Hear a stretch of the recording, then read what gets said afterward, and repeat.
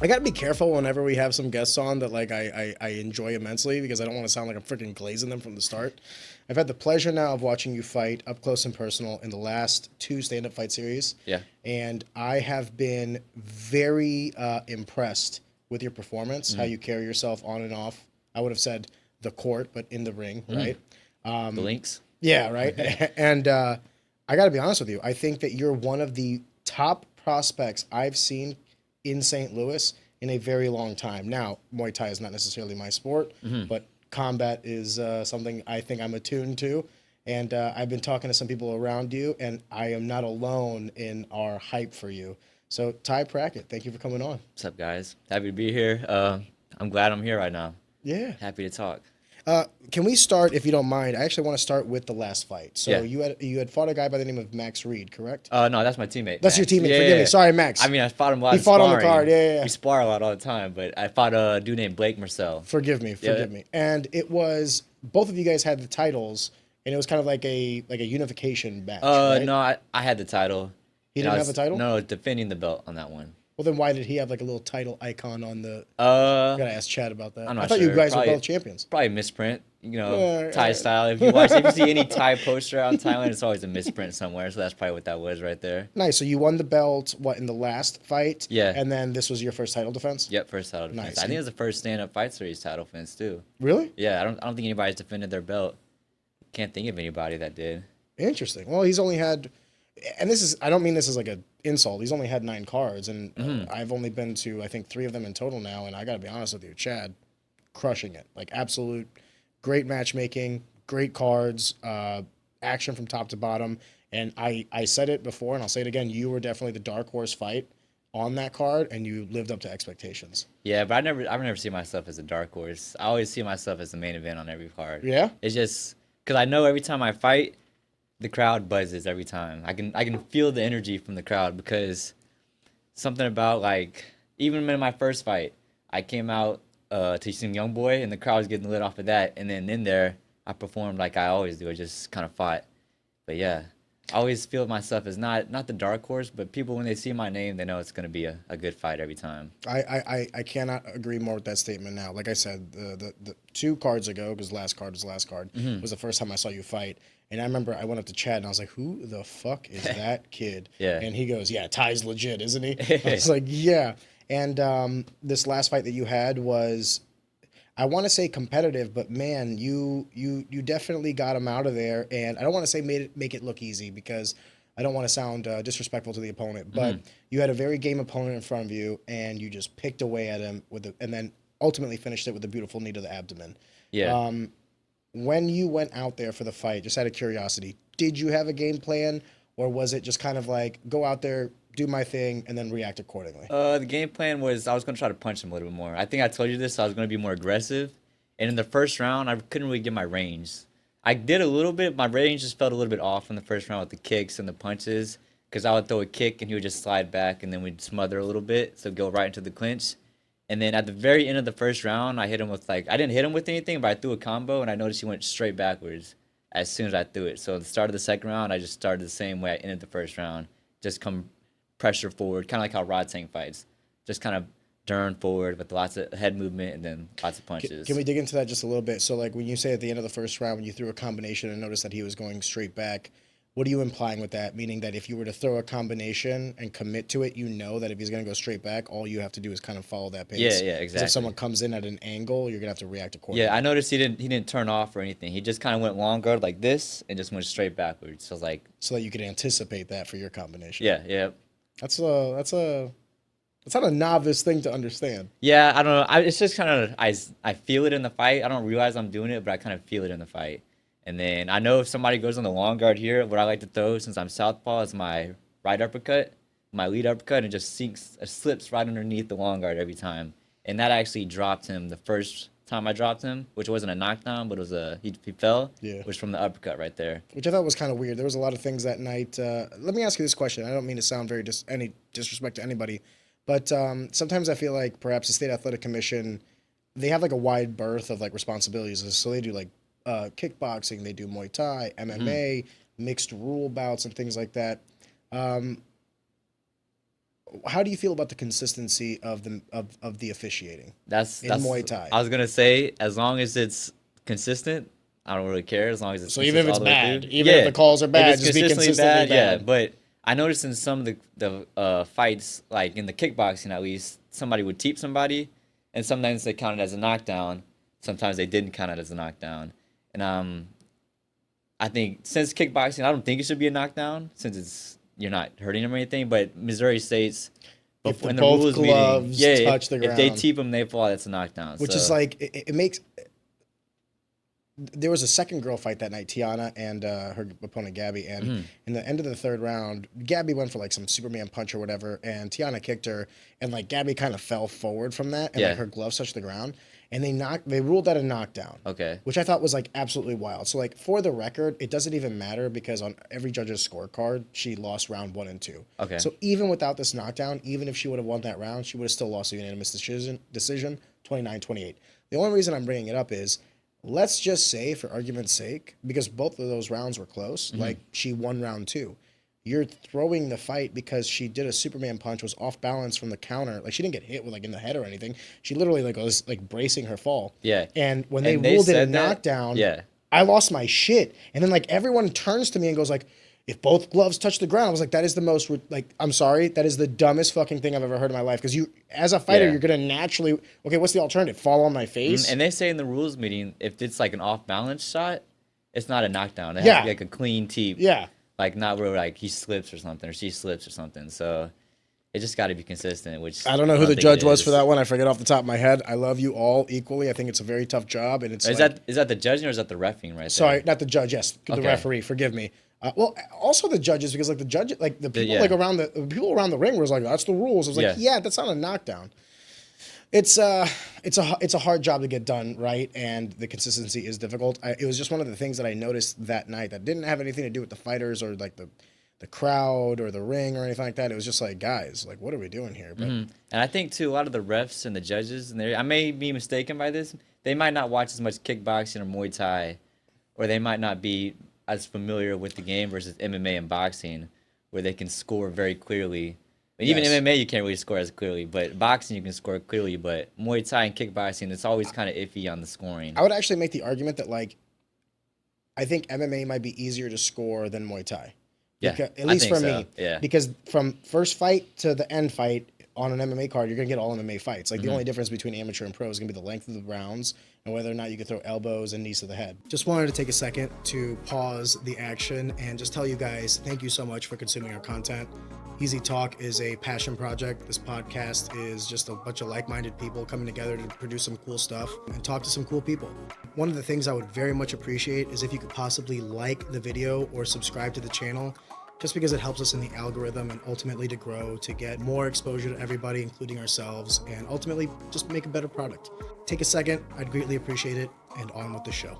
When I tell you I am nitpicking right now, like, Yeah. like we were out there for 3.5 hours, I'm like, man, that one round where Yeah. that one girl had that one slip, right? I'm the same way too. You though. know, Like, so for mine actually, for my fight, whenever I got in the ring, they usually for like the main event fights, not main event, the main card fights, they usually announce like the gym where you fight out of in the ring, and they didn't do Yeah, any they of that didn't do for any me. of Yeah, I got in there and I was chilling on the ropes like this because I thought he was about to like announce everything, and I looked over, I was like, I don't see the announcer in here. And my dude was actually about to fight. I was like, oh, we're about to go We're about right to now. go, Yeah, I yeah. was like, because I was taking my time, having a good time in there, and I was like, oh, we're about to here's go. my question. When Lordzilla fought, they did like the whole,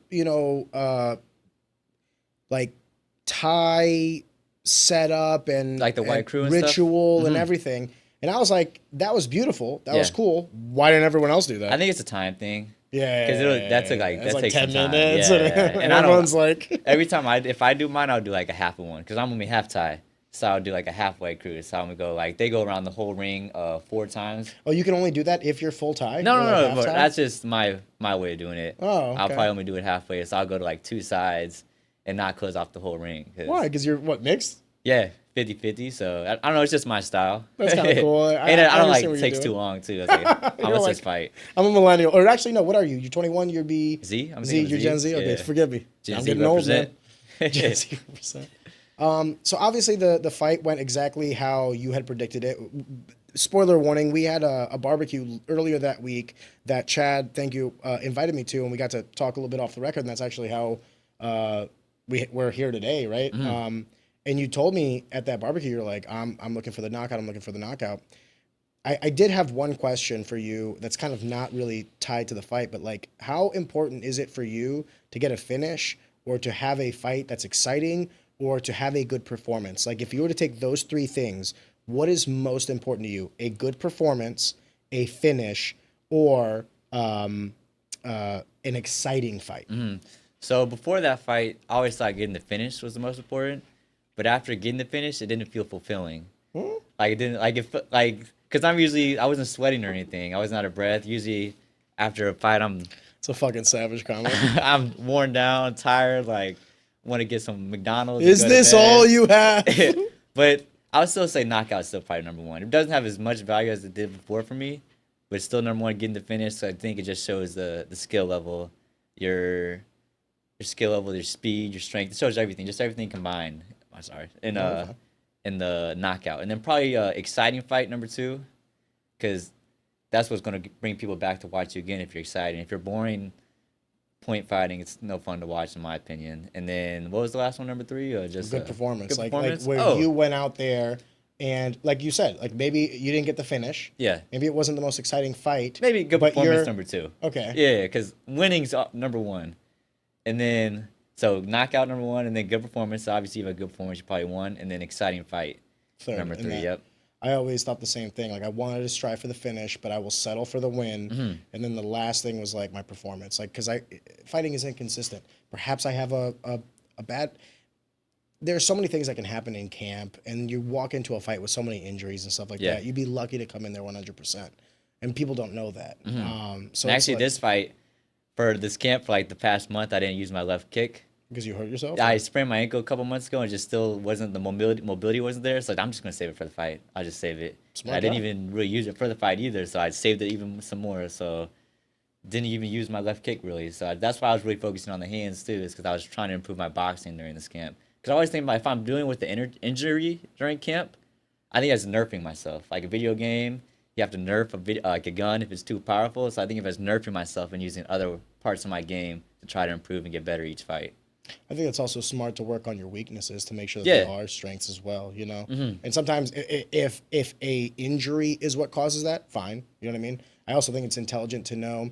I've seen a lot of guys that get hurt and they're like try to push through it, and then they have some sort of injury that is like fight ending, like maybe a sprained ankle, and then they go to the gym the next day and they think like, oh, I'm going to keep doing it, and now they tear their Achilles or something, and now they can't fight for 3 months, right? Yeah. So it's one of those weird moments where you have to be ego driven enough to be like, I can still train, I can do this, I'm just gonna work on other things, but then also humble enough to still know that like, okay, I still have limitations, like I'm human, you know what I mean? Yeah. You had Lordzilla near the latter half of the camp. I was curious because you did a lot of sparring rounds with him, and got 10 rounds with him. Yeah, so I wanted to ask, like, you know, in this camp specifically, I know you had the injury, but how did this camp differ from some of the previous camps? I think I lifted more weights this camp too, actually. No shit? Yeah. So the conditioning? I've been doing a lot of strength lately because Chad always gets on me. He's like, if you want to be like one of the best, you have to start doing some strength and conditioning. So one of my buddies actually named Thomas, he goes to Mizzou now. I think he's going to be studying to be like a physical therapist or something. Before he went out to school, he's been helping me like every Wednesday. He'd come up to Maryville because we have a little bit of weights back there. It's not much, but we can get a lot done back there. It ain't much, but it gets the job done. It gets the job done. So he's been helping me get a lot of my strength. Is that something back. that I want to be careful how I ask this.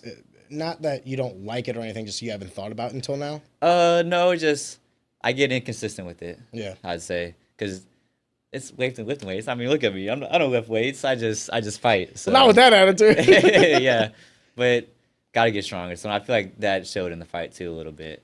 I'll tell you for myself that strength and conditioning was always like a means to an end. So like I didn't have any problems like going to the gym and lifting like after. So we'd go to the fight gym to learn how to fight, and then I'd go home, shower, eat, lay down for a little bit or whatever, and then like around like 10:30 I would go and hit the weights and everything. And I always looked at it as like a means to an end. Like I gotta get stronger. I'll tell you what, man. The second I stopped fighting, like I stopped lifting weights. Really? I tried to go to the gym. I genuinely, like, I bought new headphones and I got like new gym outfits, and I was like, I'm going to be that guy now who just gets buff. Yeah. The very first day I was at the gym, I'm like lifting and I'm just like, maybe I was in my head too much. It's not that I don't enjoy lifting, but I thought to myself like, okay, what am I doing this for? Like, just put up 300 pounds on the bench or whatever.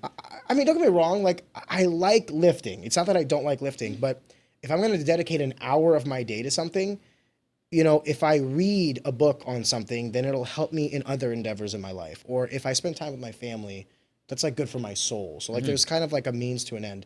For me, lifting was always like, I'm doing this for fighting. So then when I eliminated fighting, I was like, okay, what am I doing this for? Like, granted, this is going to sound really bad. A little bit, or? Yeah. So that's the thing. So the natural conclusion is like, well, Ariane, what are you doing to stay in shape? Well, I started with wrestling, and now I coach wrestling. So I do a summer class. So I wrestle with the kids, and then obviously winter season, 4 months out of the year, I'm wrestling. So in reality, there's only like 3 or 4 months where I'm not doing any activities whatsoever, right? Yeah. So we have from late October, early November till mid-February, I'm wrestling with the kids. And then from March until July, I'm wrestling with the kids. So like I'm still doing the thing. I kind of equate it to like I don't know if Chad lifts, to be honest with you. But like, I know he's getting big though. He lost some weight. He lost some weight. He was bigger like when I first saw him. He's lost some weight. I'd be getting on him like, Coach, you need to come in some pads with me. You're getting a little big. Bro, I'm not gonna lie. I got some friends that are doing Ozempic, and like I know a girl who's lost like 60 pounds. Yeah, but Ozempic, I've seen people that have done Ozempic, and it looks like they age or something. It doesn't look. You can tell it's not natural. Well, for sure. Tell, like, yeah, I mean, their face, yeah. Well, it is and it isn't, right? Because like some people will tell you, like, well, it's technically, you know. But long story short, it was one of those things where, for the first time in my life, I was thinking about taking the easy way out. I genuinely thought about buying. Like, I googled GLP-1s, and I was like, well, you know, let's look into this and all that. And then is it healthy for you? Ozempic? Well, here's the thing. I think that there's a cost to everything. Yeah. Like, if you're taking, like, vitamin D pills instead of drinking milk or whatever, there will be the offsetting of, like, well, that milk is still also rehydrating you and stuff like that, right? There's, like, other pluses to doing it the old-fashioned way. The reason why I didn't do it, like, even though I was kind of being pulled by, like, by the way, I'm only, like, if I did it, I would lose, like, 10 pounds. Like, it's, like, nothing substantial. Yeah. I'm not, like, a obese man, right? But the thought process was, like, oh, I guess I don't have to do as much. And the reason why I didn't do it is the same reason why I didn't ever do anything in my life, like growing up as a kid and like as an athlete, is like I never wanted to be tied to a substance. Does that make sense? Yeah, get addicted to it or something. Not even that, but like let's say you take a pill and it makes you feel like Superman. Yeah. Great, right? But what happens if you don't take that pill? Yeah. Now you're on that pill forever, or that like Superman with Kryptonian or something. Yeah, and I never liked the idea of like, okay, what am I gonna be subscribing to GLP-1s for the rest of my life? So I maintain a certain thing. So like to your point about it being healthy and stuff like that, truth be told, I think there's a price to be paid for every shortcut. So yes, you're right on that one. But more than that, I was more like, okay, what am I gonna do? Spend up $100 every 2 weeks on an injection? And I was like, I'm out. You know, like once I started like doing a little bit of research, I'm like, I'll just go for a run. I'd rather either be, truth be told, no, I'm gonna keep doing my lifestyle. I'd rather be a little chubby. Like, I'm fine with that. The nice thing too is you're 21, and maybe some older guys will tell you this. It's not as if the lifetime of athletics has like escaped me. My frame maintained is just packing a few more than I'd like. Got the dad strength behind you now. Well, dude, look at Chad. Like Chad is like, yeah, I mean, he's not like, you know, in the shape that he was, but like when you look at his legs and stuff like that, like that frame's still there. You can tell he's athletic. Dude, Lordzilla was 44, and I'm not gonna lie to you, I was looking at his calves, and I'm like, Jesus Christ. It's crazy, yeah. Those rounds I had with him were crazy too. Like I learned a lot in those rounds. I'm sure. Like, cause his style, Muay Femur, is like I think of it as like a really skilled boxer. So not like a Mexican style boxer coming in throwing heavy hooks, like a Devin Haney, like Shakur Stevenson, like those. An artist. Yeah, they hit and don't get hit, and that's how he does Muay Thai. So whenever I was sparring, I was like, I can't touch this dude. Like I can't touch him at all. Like the first time I sparred him, I did 5 rounds. Maybe I landed 1 head kick. I was really happy about that. And then other than that, I couldn't touch him. And then. But you're also not going hard in sparring. Yeah, we're not. But I still should be able to land something, you know, like get a body kick or something. Because he was still landing on me pretty effortlessly. So, he's like, well, he was hitting me. So after that sparring, actually, I went home and just started watching all his fight videos. I'm like, I'm going to learn his style. No, I was like, I don't feel so bad because everybody else he's fighting in these elite level 1 championship, everybody's doing the same exact thing to them. Did you watch his fight? The versus Jason. Yeah. And this is no disrespect to Jason, but like, dude, that was the first time I saw like a guy sparring. Yeah, it looked like he was fight. chilling, but There was 2 moments where he could have like thrown something and he pulled it. There was a combination he did in the second round where he was about to do a spinning back elbow, and he knew. I remember against the ropes. Yes, against the ropes. Yeah, and he knew he was gonna land it and pulled it. Yeah, I saw. And everyone else was like I don't know if like I think the casual audience didn't see it. You know what I mean? I saw that. But like for me, I was like, he's having fun. Because like the ref like sort of was like about to go in to break it in, but he wasn't there yet. Yeah, no, so he pulled it. He pulled it. He had it and everything. And there's something to be said. 2 things to be said about that. Number one, it says a lot about him and his character. Like he's so comfortable that he didn't.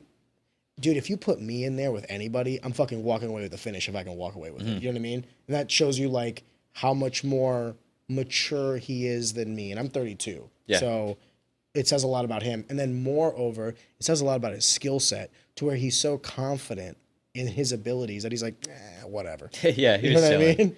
Because I'll get the dub on points. Dude, that's what I'm saying. I'm doing the same thing. Maybe there's something in this like Thai lifestyle and this like happy-go-lucky. Because that's the other thing that surprised me about him and most Thai people that I've met since is like, I don't know if it's because, you know, it's their culture or what, but Lordzilla was definitely not. When he came in, he was not what I thought he would be. Very welcoming. Oh my God. Very welcoming. Like the day of weigh-ins, I went out to St. Peter's to cut with Trey, and I was already on weight, so I just went to Chad's house and chilled there while they went to go cut weight, and it was just me and Lordzilla and like Chad's little man cave thing. Was he having a beer that day? No, he wasn't actually. He was drinking beer all fucking week. He was drinking Smart Water that day. Oh, okay. But it was funny you say that because we literally there was 2 couches and we just bed rot all day, just chilling next to each other, and then just randomly he's like, "Are you hungry?" I was like, "Yeah, I'm hungry." And then he had 2 yogurts. He gave me one of his yogurts, and then he had a banana and just split it in half with me. And just like whatever, he just gave me half of whatever he had. Just kind of just shows like the person he is. Yeah, exactly. Yep. When he was here, it was definitely this like overwhelming gratitude for the life that Muay Thai was able to bestow upon him, because he talked often about like how through Muay Thai he was able to provide for his family and everything like that. And this is a good segue into the next kind of conversation that I wanted to have with you. So I was lucky enough to also meet your father when we were doing that barbecue, and it was interesting to have the conversations with him, juxtapose the position with you. It's clear that he like loves and supports you, right? Yeah. But you dropped a bombshell on me at that barbecue that I was like, come again? So I didn't know this until you told me, but you had a scholarship and you were going to university playing golf. Yeah, I was. Yep. And you decided to forego that to get into Muay Thai. So let's start with the first half of that story. I didn't know that you were into golf. Yeah. And I didn't know you were good at golf. So let's talk about young Thai. How did you get into golf? Was it like something your father gave to you? Yeah. So when I was little, my dad would always bring me to the golf course with him because he really likes golf a lot. He loves it. He probably golfs more than me now. I'm sure he does. Yeah. It sounds like it's coming to you. Yeah. So he would always bring me to the golf course, and that was like my sport growing up was golf. I played like basketball, football, soccer. I played all the other sports, but I didn't really spend extra time like I did with golf. And actually, I didn't even do like boxing or kickboxing when I was little. Like he was a professional kickboxer as well. So he would bring me to the gym and just show me how to punch, how to kick, but nothing more than that really. Did you not have a passion for it at that time? No, but it was always my favorite thing to do. Outside of golf? I liked it more than golf. Really? Yeah. Even at the time? Even when I was like, because I didn't do it often, but every time I did it, I was like my favorite thing to do when I was little. I was like, gotcha. I really like doing this is a lot of fun. Yeah. Did you get that same? Was golf also fun for you? Yeah, golf was fun for me too. But kickboxing, boxing was more fun. Yeah, and then golf it was a lot because golf you're out there like practicing all day by yourself. Like everybody says boxing's a lonely sport, or like Muay Thai or kickboxing survivors a lonely sport. It's nothing compared to golf because you're out there hours. Like at least I would spend 8 hours some days. At least 8 hours. Just doing like 9 holes, 18 holes? Yeah, playing 18 holes by myself, and then going to the range, hitting the driving range, going to putt, going to chip. Forgive me because I have to also remind myself of this. Like there are some people that will watch this that don't understand. So when you say like 9 or 18 holes, like what do you mean by that? Forgive me. So 9 holes is like one hole. Say it's like a par 4 or like a par 5. So let's just say par 4. The goal is to get the ball into the hole within 4 shots. So that if you get it in 4 shots, it's a par. If you get like 5 shots of bogey, if you get in 3, it's a birdie. So that's 1 hole. And par means, like, in terms of scoring, 0. Even. Yeah, even. Even par. So, like, if you ever watch, like, golf scoring at, like, the Masters or whatever. And you'll see everybody in the negative. Yeah. All the pros. Ideally. Yeah. What that means is, like, they're shooting below par. Or, sorry. Technically Under below par. par. Yeah, under par. So, it's like if the hole says that you should be getting the ball into the hole in 4 strokes and you get it in 3, then your cumulative score going forward is -1 after the first hole. Exactly. And then a true I don't even know how you call it, course, I guess, is course. 18 holes. 18 holes, And we would walk too. Like if you do a tournament, you're walking. So fuck that. I'm getting the cart. So I'm getting the cart. Yeah, so I think that's and I'm why blasting I'm riding dirty. Like I'm blasting.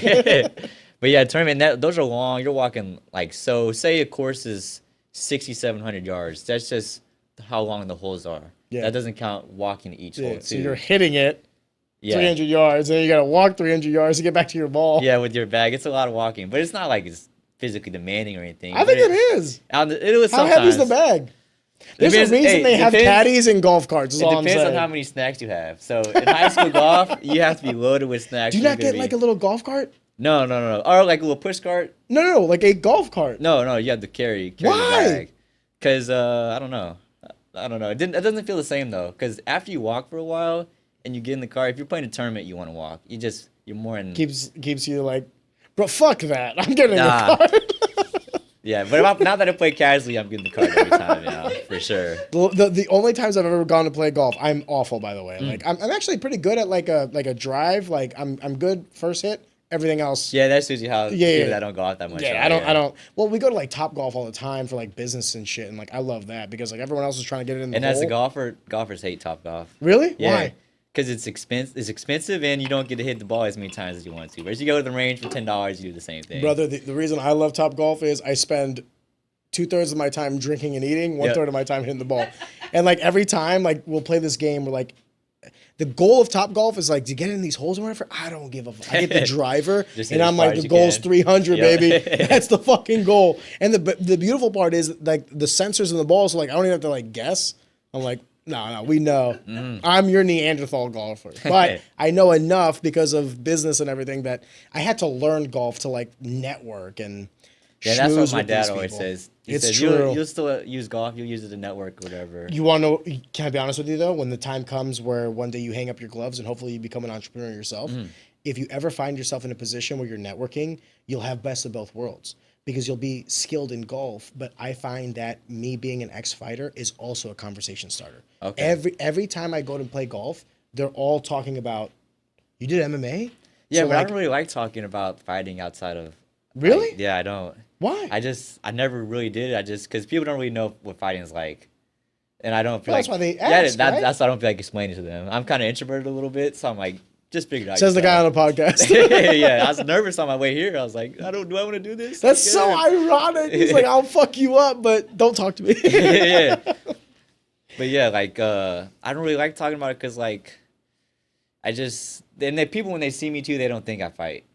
Like, they look at me, they look at my build, they don't think I have the hands that I do. Do you, like Google me? No, I don't say that. I just let them figure it out, and they're like, I fight, yeah. So I kind of, like, pushed it off. Well, you're also young in your career, and I remember when I was, like, still, like, an early amateur, I never really talked about it, and no one still knew, right? It wasn't until, like, I went pro that, like, once I went pro, I think that's, because then you can, this sounds so douchey, but then you can introduce yourself as, like, also that I do this one thing professionally. And I think if you do anything professionally, like that's like if you told me you were a professional, I don't know, crochet or whatever, I'd be like, oh, you must be really good. You know what I mean? Like, not my cup of tea, but it's you're adept at it at the very least.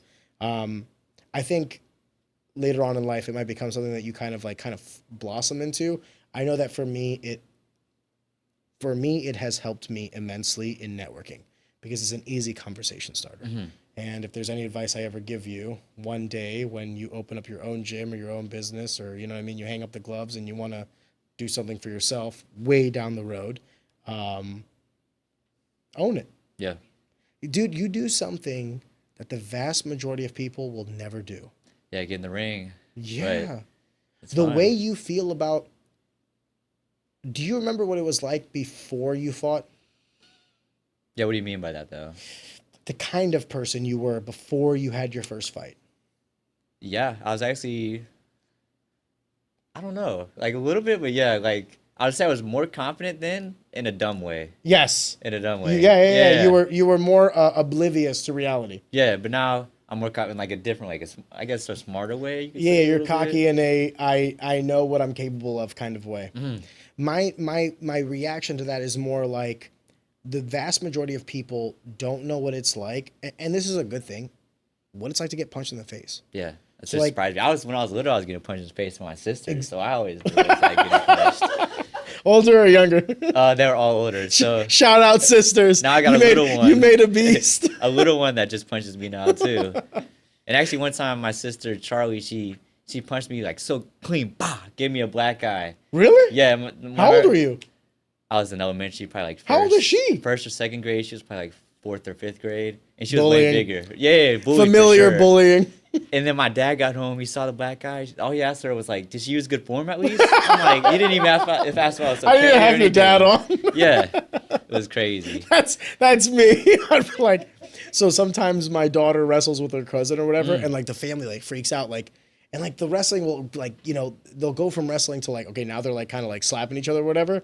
And like this morning, I dropped her off and like they're hugging, and then like the cousin is like trying to mess with her, and I was like, she went for double underhooks, and I was like, fuck yeah, like yes, like not even 3 years old knows double underhooks. Like I was like, I left there with like a fucking proud heart, and dude, I was like, I'm a good father. I am a good father. So me and your dad probably have a lot in common, unfortunately, and fortunately.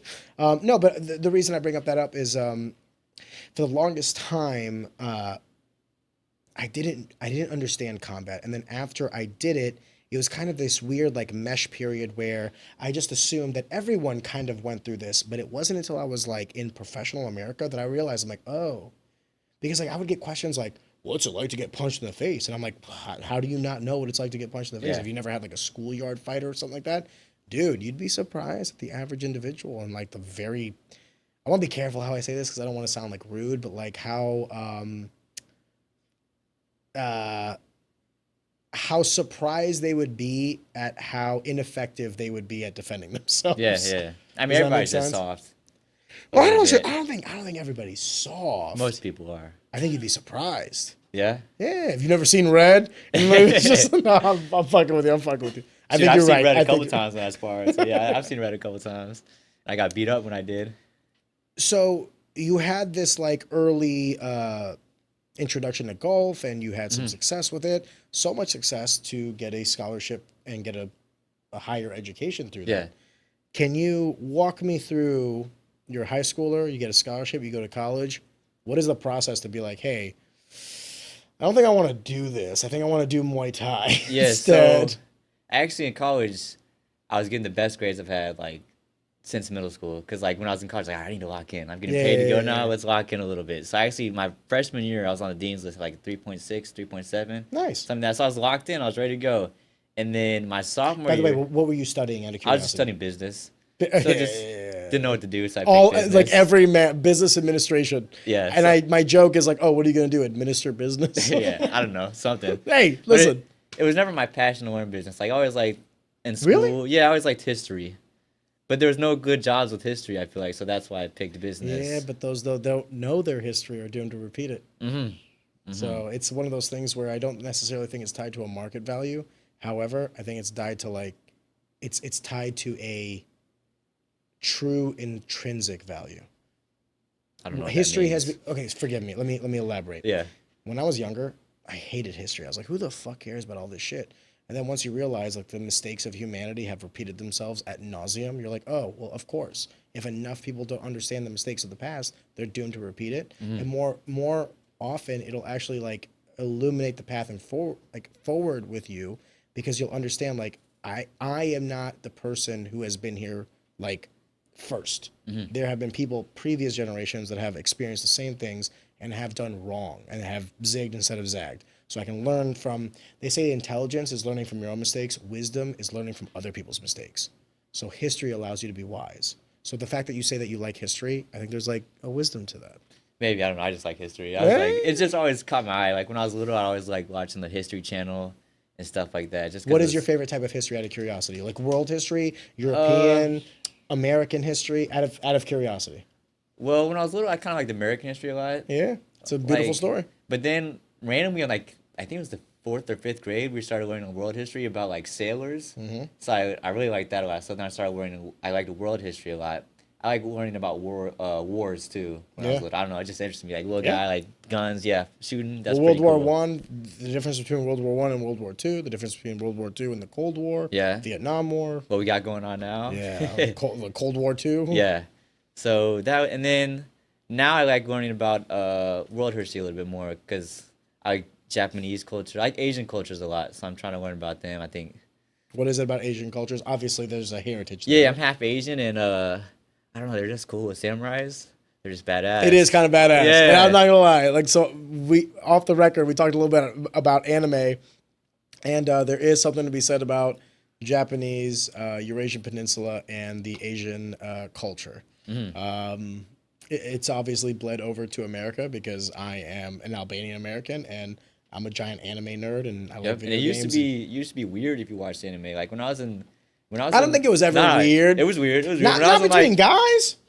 I mean, yeah, even then, because like when I was in the seventh grade, this was back when Instagram, if they you could scroll in your activity feed, you could like scroll to the left and you could see what your friends are liking. Okay. And I liked an anime edit, and then somebody DM me was like, "What you liking this anime edit for?" I'm like, Boy, I'm unfriending that guy. I was like, it went to go and like it really quick. But When I was little, I went to Gotch at Afton High School. In the Afton School District. I went to Gotch, and in fourth grade, I'll never forget this. The bus would drop us off. I believe it was like 3:30, and Toonami or 3:50. Sorry, 3:50, and Toonami would start at like 4:00, right? And the very first episode was DBZ, Dragon Ball Z. Are you talking So, about like, 4 p.m.? Yes. Okay. Yeah. So like we When would was this like. for you? Oh man, I was fourth grade, fifth grade. So I was like, what is that? 10 years old?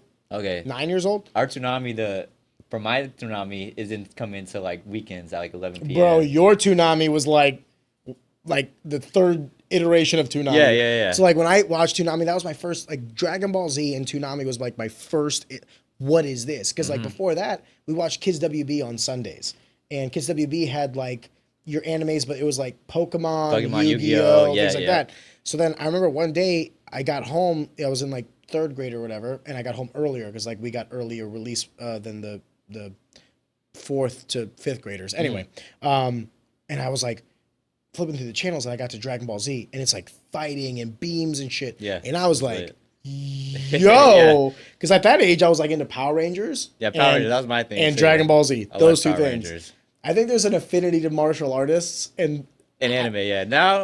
Now it is for sure. Like even at the gym, we got a lot of like anime people. Fuck yeah. And Chad hates it, so he's like, Chad? Yeah, he's You not a fucking He's not an hater. anime guy, so you'll see. You hater. He'll see people coming in with like anime because everybody has anime Muay Thai shorts now. Yeah. And he'll just be judging them, but he has to accept I'm judging it now. Chad. Chad doesn't know anything about anime. I mean, Dude, I guess he probably was bit, but- cringing when we were talking then. Oh yeah, for sure. Because for like sure. we're nerding out about like what's the best anime and you could tell Chad was like, Yeah, this conversation he's a got Chad, gay. you know. He's a handsome guy. Mm. I don't shy from that shit. Yeah, I don't even. I'm an anime ambassador now. Back in the Fuck day, I was a yeah. closet anime watcher. I was always like, because I just thought Dragon Ball Z was so badass. Like when someone would tell me like that's stupid, I'm like, dude, fuck you. They're like punching and kicking each other. Yeah, in the face. mine What are was you Bleach. watching? I like Bleach a Basketball? lot, yeah. All right, whatever. Now they got basketball animes, soccer animes. Oh yeah. they got it all. Well, everyone evolves. Yep. Let's take a step back. Forgive me. I wanted to talk about. So you had this golf scholarship to go to school, and then you decided, I think I'll do Muay Thai. Yeah. So what was actually happening then? It was like my sophomore year, halfway through the first semester. I kind of stopped going to school a little bit. I didn't really like golf as much anymore. I just wasn't So feeling after it. freshman year, you're on the dean's list. Are we talking about sophomore year? Yeah, sophomore year. Okay, Yeah. okay. So sophomore year, I kind of like falling off a little bit. Like wasn't really going to school. Why? Out of curiosity. I had a little. Was it because of Muay Thai? Or? Muay Thai. It was a mixture of everything. Muay Thai. I was working, and I moved out. I moved out my freshman year, second semester. So I was working, I was doing Muay Thai, I was That's golfing. early, brother. 20, like early 19. 20s? I was 18 19? when I moved out. Jesus. And then I Why? turned Out of curiosity, why? weren't really getting along with my dad too well, and then also wanted to move out, go to college, you know. So Live that life? yeah, a little bit. I wouldn't even live in the life. We like me and my buddy or friends from high school. We got a house like right next to the campus, but we're all like old souls, so we we wouldn't even be like Everyone's partying just or like nothing. chilling at the house. Yeah, exactly. No one wants to go out and party. Exactly. Yeah. They're all watching anime. Actually, they didn't watch anime. I was the only one watching the anime, but we played the game. There was only one cool guy in that house. Yeah. So yeah, and then I was going through like just wasn't really sure where I was at mentally, so I was like, I just done with school. Oh, so it wasn't as if like Muay Thai came and stole you from golf. No, but yeah, Okay. like a little bit, like for sure. Like once I started doing Muay Thai, I would try like it started even in high school to be like my senior year, I would leave golf practice earlier to go do Muay Thai, like type of thing. Yeah, because as soon as I got So Chad is a bad influence on you. great is what I- influence. And when I bought my car, the first place I went wasn't to the golf course; it was to the Muay Thai gym. Was the first place I went. And what whipped it around? Yeah, yeah. The boys. Yep. So then when I dropped Can I ask out, you a question? When you say the Muay Thai gym, is that like Chad's gym? Was that a gym prior? Maryville Muay Thai. How did yeah. you meet Chad out of curiosity? So actually, I've known Chad for a long time. Actually, Yeah. my family's known him for a long time. I've known him the least amount of times in my family. So his niece was my neighbor, and she was good friends with my sisters. So my sisters all knew Chad, and then we moved to South Carolina for like a couple years, and then we moved back. And then when we moved back, my dad he's always done like professional kickboxing, or not always done, but always done like been around the gym. Yeah. So he was kind of like looking for a gym just to like, I don't know. Be around that world. Yeah, yeah, Either train or coach. Yeah, or... exactly. Coach, I think he was trying to coach or something. And then he met Chad at Maryville Muay Thai. And then I would just show up every once in a while randomly. And then so it started becoming every day. Yep. And then actually during COVID, like during that little time zone, I started going to the gym a lot more in the mornings with my dad and my sisters and my sister's boyfriend at the time. Those were the ones that kind of got me into like doing it a little bit. And then one day, my sister's boyfriend Donald, he was like, "You want trying to go to one of Chad's class at night?" I'm like, might as well. I'm not doing anything else. And we went to his class. He was so mad because it was a fight team class, and we never did a fight team class before. So we were in there. I mean, we knew how to fight though, because we were doing the morning class with my dad. I've always kind of know how to punch, how to kick, but we didn't know how to probably check or whatever. And he was getting mad at us. But then he never. He was mad at us that we were there, but he never like told us not to come back or anything. He always just like he just welcomed us kind of. You know. But he was also mad. He was like mad, but then he noticed he was like, maybe Ty might be all right at this, and then didn't really say nothing. I'm sorry to ask. Do you mind grabbing me that bottle of Stag? I'm sorry. We're gonna keep going. Yeah. But the next question I have for you, out of curiosity, is Which one? it's on the bottom shelf. Forgive me. The one that says STAGG. Yes. Thank you so much. I'm sorry. I'm having a good time, and I'm gonna enjoy myself. Gotta get lit. That's what we call it. Dude, can I be honest with you? You want to know what worries me? Huh. Like, you know how like stoners, when they drink a lot, when they smoke a lot, they'll develop a tolerance. Cheers again, by the way. Hey, I forgot what I had to say. When I was your age, I could do like. When we were your age, we were broke, so like we would drink the cheap shit, like Natty Yeah. Light, Smirnoff, Ice. You know what I mean? Svedka. Yeah, whatever we could afford, Yep. essentially. But dude, like 2 or 3 drinks, and I was like, Lit. one more, and Uh-huh. you guys are having to carry me out of here. Now, it does worry me, my tolerance of alcohol, because it's like that's what happens with all drugs. If you smoke cigarettes, like 1 gets you through, and then you need 2, and then 3. I know guys that they partake of marijuana, and it went from like a joint or a bong hit to they have to wake and bake, and they're basically like high They throughout gotta the day to smoke like before they smoke. yeah, isn't that kind of dark? So like, one of the things I put on myself with alcohol is like artificial barriers. I'll never drink at home. I exclusively drink socially. But one of the things that has happened because I enjoy whiskey, and whiskey has like a high potency to it, is my threshold for certain metrics has increased. So like for me to get loose, tipsy, drunk has exponentially increased, which is, it has forced me to think about, okay, like why do I drink? Do I drink because I want a certain outcome, or do I drink because I enjoy Or the feeling you get from it? Or? No, I enjoy the alcohol too. Like when I drink wine, I like wine. When I Like the drink, taste of it? yeah, Okay. it's I'm glad I don't like the taste. dude, I did it when I was your age. That's the thing. That's the other thing is like I wasn't like this until about like 28. Okay. I hated alcohol. I was like, it was easier for me not to go out and party because I was like, this fucking sucks. Ew, like get it out of my face. You know what I mean?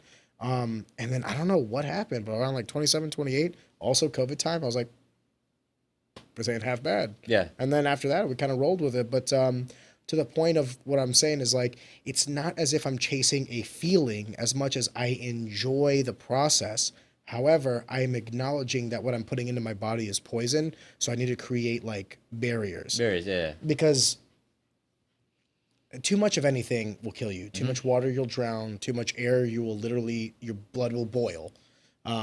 So too much of anything is bad for anybody. And I'm cognizant of it. But I also am down to clown, and I always live my life by one motto. As long as you know, right? That's what I think. That's what I think. Yeah. But, you know, if I die at 40 from, like, liver disease, take this as, like, don't do what Ariane says. But I don't drink that much. Volume-wise, I don't drink that much. It's just that when I do, the problem is, I'll give you an example. When we were in Albania, they have this moonshine called Raki. And the potency of it is around Are Albanians heavy drinkers too, or like Europeans? they think they are. Okay. They think they are. This is the story. So like Raki Because like is Laos and Thai people, I think they're pretty heavy drinkers because they drink beer. a lot of it, yeah. That's cute. Because you know what beer does to me? It bloats me. And like I have to like do 6 beers and be like, all right, now I got a buzz, dude. I don't know if he'll. I don't want to tell the story, but I won't say his name. But when we were doing the Lodzilla episode, Chad had brought a bunch of guys there, and there was an individual who had a couple of like the stags, and I was like, I don't know if you know that, but that's a 129 proof. It's a fucking heavy drink. So he had like 2 or 3 neats, and by the end of it, he was like. And I was like, "Is he good to drive?" He was like, going to Waffle House. Yeah. He was going to. You already know what I'm talking about.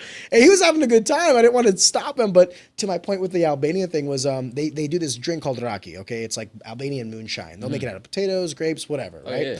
And the proof is around like 70 to 80. The highest is 90. And this was the part where like I won over all the Albanians when I was over there for this wedding. We were drinking raki, and they're like, "Ariane, be careful." That's 90 proof. And I took the thing and I was like, that is cute. And I drank it. That's funny. And they were all like blown away, like, oh my God, this guy's a monster, right? And I thought to myself, like, perspective's a motherfucker. Because, like, this should be a lot of alcohol. But because I'm used to, like, the Stag, which is 129 proof, or, you know, the Old Forester 115 proof, I was like, oh my God, like, the reason why I don't perceive this as a lot is because I'm drinking heavier shit. Yeah, so is that necessarily like I thought about it like in real time? I was like, I don't know if that's good. Yeah, I mean, if you know want what to I be known mean? as a heavy drinker, yeah, it's a good. Well, thing, I don't want to be known as a heavy drinker. I don't want to be known as a heavy drinker. Thing, then. I was more like 90 proof. Like that was the part that got me. I was like, oh, 90 proof is nothing. And I was like, hold up. No, that's not nothing. For the vast majority of the people, that's not nothing. So then I started thinking to myself like, Take a step back. yeah, dude, it's Pause. but I try to limit my poisons. I know that I'm a human being and I have, you know, faults as much as any other man. And until I feel like any one action I'm doing inhibits any of the other actions I'm doing, I will continue to do them. The second I feel like anything that I'm doing in my life is a detriment to my life, I'm going to quit it cold turkey. So do I like whiskey? Do I like alcohol? I do. And alcohol is one of those ones, though, if you quit cold turkey, your organs rely on it. Because that's like alcoholic. Well, here's the thing, And though. I only remember it because in 6th grade, in like health class, we watched like a documentary, and it's like a core memory now. I remember that. I think that you will get those feelings from a lot of things, but I do subscribe that it's probably more potent. But like I remember I loved soda back before I drank. Oh, yeah. So like off camp, I would drink a bunch of soda, and then when Same. I would on camp, I would cut out the soda. Do you have like the sugar withdrawals? Yeah, I don't get withdrawals. Because I think we sweat and like work out so much, I don't really feel a withdrawal or anything. And I'm not like crazy drink a lot of soda. How much soda do you drink before we continue this conversation? When I drink a lot of soda. soda, probably a 1 can a day max. So I'm not like a heavy. That is cute. Yeah, see? That is cute. But like, whenever I was little, we never really had soda growing up. Like, we always kept it like orange juice and Minimal. apple cider. I drink a lot of that, and that's my fruits I get every day. Yeah, but that's also like to the point is like that's kind of like a healthy like you're spiking your insulin, right? It's sugar, but it's also like natural sugars from the juice, so it's like one thing and not that high fructose corn syrup shit. Bro, when I was little, I'd play World of Warcraft. I would do a 2 liter Not the a WoW. day. Oh, dude, Wow, WoW. I didn't realize you're that big of a nerd. Dude, Wow. I'm a giant nerd.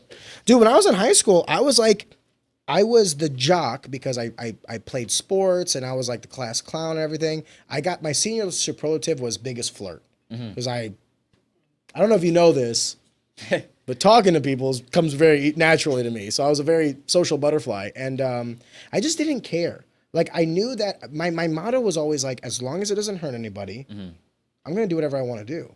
So like, I did the sports that I wanted to do. If I wanted to go out, I went out.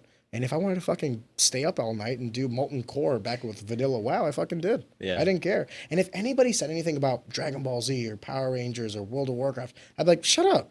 You're the fucking loser. I'm the one doing all this other shit. I wouldn't say. I just like watch it. You can't knock it till you try it. That's my. You don't play video games at all? No, I do play actually. What do you play? I play a lot of Rainbow Six Siege, Call of Duty, like those games. Shooters? But lately I've been playing Fallout 76. Me and my buddy Aiden, I told him to download it because it's one of the multiplayer versions. Well, now it's good, but at release it was. Everybody said at release, but I didn't play at release, so I don't know what it was like. You're a good man. So I did. And the only Dog reason why shit. I started playing it is because of the show, actually, the Fallout show. So Really? I'm like, yeah, I saw the show. I was like, this is really fun, like a good show. So then I started playing the game after that. I was like, this is a fun game too. That's fascinating because for a lot of us, the show was what happened because we played the game. So it's interesting to hear someone say, like, from the oh, different I watched it. side. Oh, that sounds kind of cool. I'll play it. Yeah, What'd you think of the exactly. game? I loved it. What do you think of the game? It's a lot of fun to me because it's like never ending. I feel like you get quest on quest on quest every day. I'm like, what am I supposed to do? I get overstimulated with all the quests. I'm like, gotta build my camp. It's a lot to do in it. But yeah, it's a lot of fun. I'll tell you this. In my youth, I had a lot of friends that were similar to me, like also did sports and stuff like that, but partied more than me.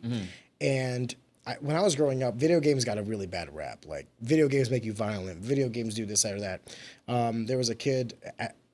Do you know the Grand Theft Auto series? Yeah. Well, there was a game when I was younger called Grand Theft Auto San Andreas. And there was like something in the files where you could have like freaking video game sex with one of the video game characters, right? And Go this to the is strip like, club in GTA. dude, we're talking about like 2005 graphics. So Yeah, like it's yeah, like polygon. You can count the pixels, right? But anyway, at the time, this was like a huge scandal or whatever. So I always thought like, man, maybe like video games are kind of like a bad influence on me. However, I'll be the first person to tell you that, you know, sitting at home on a Saturday night when I was 16 years old and playing WoW and raiding with my boys, it stopped me from doing a bunch going of outside, other partying, dumb yeah. shit. Now, I'm not trying to say that like video games like saved my life or anything like that. But what I am saying is there are a lot of times where I could have gone out and negative things happened to those that were really close to me. Yeah. That didn't happen to And me that's the same because for I me wasn't too. there. Because my dad would be mad, like, "Why are you on the game right now?" I'm like, "Dad, I could be out getting people pregnant, like, freaking Yeah, you could. driving." Have you seen him fight, by the way? But I almost got pregnant. But I'm just in here playing the game right now, just chilling. And then a lot, I say, What's it's wrong my- with getting people pregnant? Not that young. I don't got the money on for that yet. I need at least 100 mils first. 100 what? 100 mils first. Probably get anybody pregnant. $100 million? Yeah, it's just not like actually, but the rapper I listen to a lot, Young Boy, he said he's not gonna marry anybody until he get $100 million or something. Oh, that's like great. that. Then he can give half to the woman. Yeah, or something like that. But I always say too with video games, somebody asked me like I do lessons a lot at the gym, like private lessons, and they're like, "What do you didn't do?" know that. Yeah, they're like, "What do you do for like reaction or like reaction like Fucking timing?" I was like- first-person I was shooter? like, play video games. Yeah. Like play like I never played CS:GO, but I think that'll probably be like the best games, like because it's high. I don't know. Rainbow Six Siege is Rainbow also Six Siege is pretty- kind of like that. Yeah, It's unforgiving. Two It's- shots, you're dead. It's high pressure situations, and you got to be able to move the sticks. Especially if you're the last alive. Oh, and everyone's calling you the hard R while you're trying to like. That's you Call of fucking- Duty. That's not Rainbow. No, are you kidding me? I played both, brother. It's the both. Oh, it's Call of Duty. You weren't there for Xbox Live when Xbox Live first Hey, happened. PlayStation's was there. Dude, no. I'm During telling you, COVID? Halo 2, Xbox Live, you would get into the lobby and the shit that you would hear was rancid. You would have to take a shower after one game. How did we get on this topic? I'm so I sorry. don't know. Talking about games, I'm thinking about all my Call of Duty stories, but I can't even talk about Yeah, it you now. can't. Not on this podcast. You know what? There's something to be said about that, though. Like, if in today's day and age, with like the hypersensitivity and everything, I think it would shock people to go on like a fucking Discord or a lobby and hear how people talk. It would. But I will also say that those people are also the ones that are like the most inclusive. Yeah, for Like sure. you're having sure. black people and Hispanics and everything, that's the thing, and whenever- everyone's saying all the words you're not supposed to say. In middle school, growing up and stuff, I was yellow. I'm Asian, so I'm not white. I'm not black. I'm yellow. So I was friends with the Mexicans, the black people, and the white people. So I was able to see it all. And since I'm Asian, I can be racist to all of them, and they can be racist back to me back. And it's like no problem with it because we all mean love, but we're not trying to like actually hurt each other. I love how it's a pass. I can be racist. Hey, we can for sure. I'm an Asian supremacist is what I call. My problem is I'm European. So like with white people, I'm foreign, and with black people, I'm white. Yeah. So I don't get either card. Yeah, hey. I don't get the good credit, and I don't get the I R was card. the bridge from the whites and the black people, and I was like, so I had friends on the white side, the black people. We'd always just be racist to each other. It's just like I guess my kind of humor with them. Not necessarily racism, but you know what I'm trying to say. No. I think there's something to this though, and this is kind of what I was trying to allude to. I do believe that words have power, obviously. Yeah. But I believe they only have the power you give them. So like, we determine certain words are like hateful and all this other stuff. Yet when someone without hate says them to you, it's funny. Yeah. Does that make sense? If a black man calls me a hard R while I'm playing PUBG with him, I'm like, why you say that? You know Yeah, what I mean? exactly. No, Yeah. You know, it's in a weird way, video games were not a detriment to me. They actually were very good social. I was about to say, yeah, people say if you I play bet a you lot of talk video more games, on video games than you do in person. And that's like my personality is when I play video games with my friends in the party. Like, that's when I'm the most, like, talking the Freeing? most. Yeah, exactly. Like there's no anxiety. There's like, oh, I can. Oh, there is sometimes whenever I join a party with my friends and there's people I don't know, and then I'm like, You're like, oh, yeah, just go silent real quick. No, go hard. set the tone. They're like, who the fuck is T Prakit 1K? I'm like, I'm cool. I'm cool. Back to the conversation about Muay Thai, leaving this life that you had where golf allowed you higher education. When you decided that I'm going to pursue Muay Thai, can you walk me through that? Conversations with your parents, with your family, with Chad, with yourself. Yeah, it wasn't really conversations with anybody, with myself, for real. I didn't really talk to anybody about it. I kind of just did it. Yeah. So, cause I always like got to make my own decisions, and. But surely you told your family. I told my sisters, cause like those are the people that I can like tell, and like they're not gonna judge me for it. So like they won't get mad at me. So I told my sisters first. Do you think your father judges you, or do you think your father just wants the best? Not judges me, but you know, like won't get mad, or not mad, but won't have an outburst. First, if I tell like my sister Riley or Charlie, he'll be like, okay, they'll support me with whatever I do. But then he'll get like outraged, but then he'll support me afterwards or whatever. So I told my sisters first, and then I told my mom, and then I don't remember telling my dad. I think my sister told my dad, but Chad told your dad. Yeah, somebody told my dad. I knew he would be mad about it. If your mom found out, your dad found out. Yeah, and then, but he said that he was kind of glad that he didn't hear it from me, because he said he was going to probably have like an outburst or something. And he's glad he heard it from somebody else so he could digest it a little bit more and understand it. There's wisdom to that. Yeah. So I'm glad I did it though. Explain now. why. Because you're only 21. So yeah. So this is all recent. That we're like making it last couple sound like it years. was like long story, but It's like a little bit like a year ago, Yeah. maybe a year and a half. recent. Because I had my first fight like a little bit over 2 years ago, and then I dropped out like a year after that, and then went to Thailand right after that, and then it's been a year since that. So yeah, it's not pretty recently, I guess. Before we continue the conversation, I do want one more question. Yeah. I'm sorry. Do you think there will ever become an instance where you are interested in finishing your higher education? And that's all I always say too. Is like my dream right now is Muay Thai, become a Muay Thai champion, and school is always going to be there. Yeah. Like it's never going to disappear, but Muay Thai is not always going to be there for me. So I want to pursue what I want to do first, and I don't really want to do school. Like when I was in school in college, it just felt, maybe the college I went to, it just felt so cliquey. Like everybody's the same. Like they go to school. Let's talk about that. They get drunk. They go to school. Let's talk about that, because would you agree with this statement that university has been diluted because of access?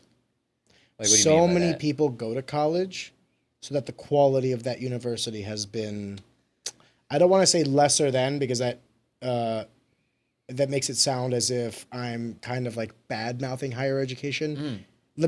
Forgive me. I'm going to take a step back because I want to make sure I get this right. Okay. I myself got a degree, and I am everything that I have to my life, I'm afforded because of my higher education. However, I will also acknowledge that higher education has diminished since I've graduated and currently. Diversity of thought, diversity of opinion. Yeah, that's a lot of things. Diversity of thought, I feel like. Genuine value in degrees, because I often say that education is broken from elementary to secondary to higher education, because I think when a teacher graduates and pays the same amount per credit hour as the guy that's going for a doctorate, or not a doctorate, sorry, to be a medical doctor, or for me in a finance degree or whatever, it just doesn't make any sense. Like if I told you, hey, you could buy this thing from me and the end result is you make $40,000 a year or $80,000 a year, but the price is the same, well, then you'd be an idiot not to go for the $80,000 a year, right? But you still need teachers, you still need nurses, you still need all these other things. So it's like, for me, I think education's broken. That part isn't as big of a deal for me in college because like people just do what they want to do. Like if they want to be a doctor, that's part of the problem. Yeah, but I don't because if you don't factor that in, forgive me for saying this, if you don't factor that in, that's how you get a $1.1 trillion student loan bubble. Yeah, but because you get a bunch of people that do African American studies, psychology, sociology, useless shit, and then they graduate, they don't get a job, and now they're making my coffee every morning at Starbucks. And then they think the system's broken. It's like, no, you went into something that without value. Yeah, and for me, I don't really see it as a problem because that's what they decided to do. I see it as a problem. Like, yeah, maybe a problem. Like it's predatory. A problem for I sold you something useless nationwide and stuff like that, but it's not a problem to me. If I sold you a hunk of shit and said it had value, and then later on you realize that it was a hunk of shit, is that not predatory? A little bit, yeah. Yeah. Well, I agree, and that's what I think about all these universities that sell all these useless degrees. If you're not going for STEM, what are you going to university for? Yeah. And that's the thing, too. My dad wasn't really mad about it, too, because he said, like you said, I wasn't going there to be a doctor. You're going to be a business admin. Yeah. I'm not just going there. You could do a 2-month YouTube crash course on entrepreneurship, and you'll be fine. Yeah, just literally my first year, all my classes were just common sense. That's general education. That's probably why I got good grades my freshman year. It's all common sense. No, I think it's tough to do that, too. Yeah. I tell everybody to go to community college for the first 2 years, get your associates, and then transfer. Because they all transfer over. So, like, let's say... Sorry, because we keep deviating, but let's say you're going for business administration. Unless you're getting a full ride scholarship, it makes no sense to go to university. Yeah. Go to community college, get your associate's degree, because all the credit hours will transfer. And now when you go to university, you're not taking general education classes, math, English, U.S. history. You're taking the courses that are prevalent to your degree. And then you just cut your expenses by half. You're welcome. Yeah. You know, everyone thinks that they want to go to university because it's somehow cool and all this other stuff. Just because everybody else is. Unless you're getting paid to go to college, don't pay to go to college. That's for mine too. For my second year, actually, I was said I had was going to have to pay $2,000. I was about to walk up to school and drop out because I was not trying to pay $2,000? That. Yeah, that's not bad. It's because they forgot to put $1,000 down. And they just said, disappeared. I was like, was that easy? Like, what are you talking about? I was about to drop out. But then I ended up dropping out anyways. Here's the craziest part about that. That number is fictitious. It could be whatever they wanted to be. Yeah, exactly. All they did was just type in $120 an hour or $5,000 an hour. Yeah, they could have put like $4,000 or $5,000 an hour. They would owe me that much money. Well, I mean, welcome to education. It's broken. Crazy. Yeah. When you told me that you dropped out for Muay Thai, my initial thought was yikes, because you also had that scholarship tied to it. But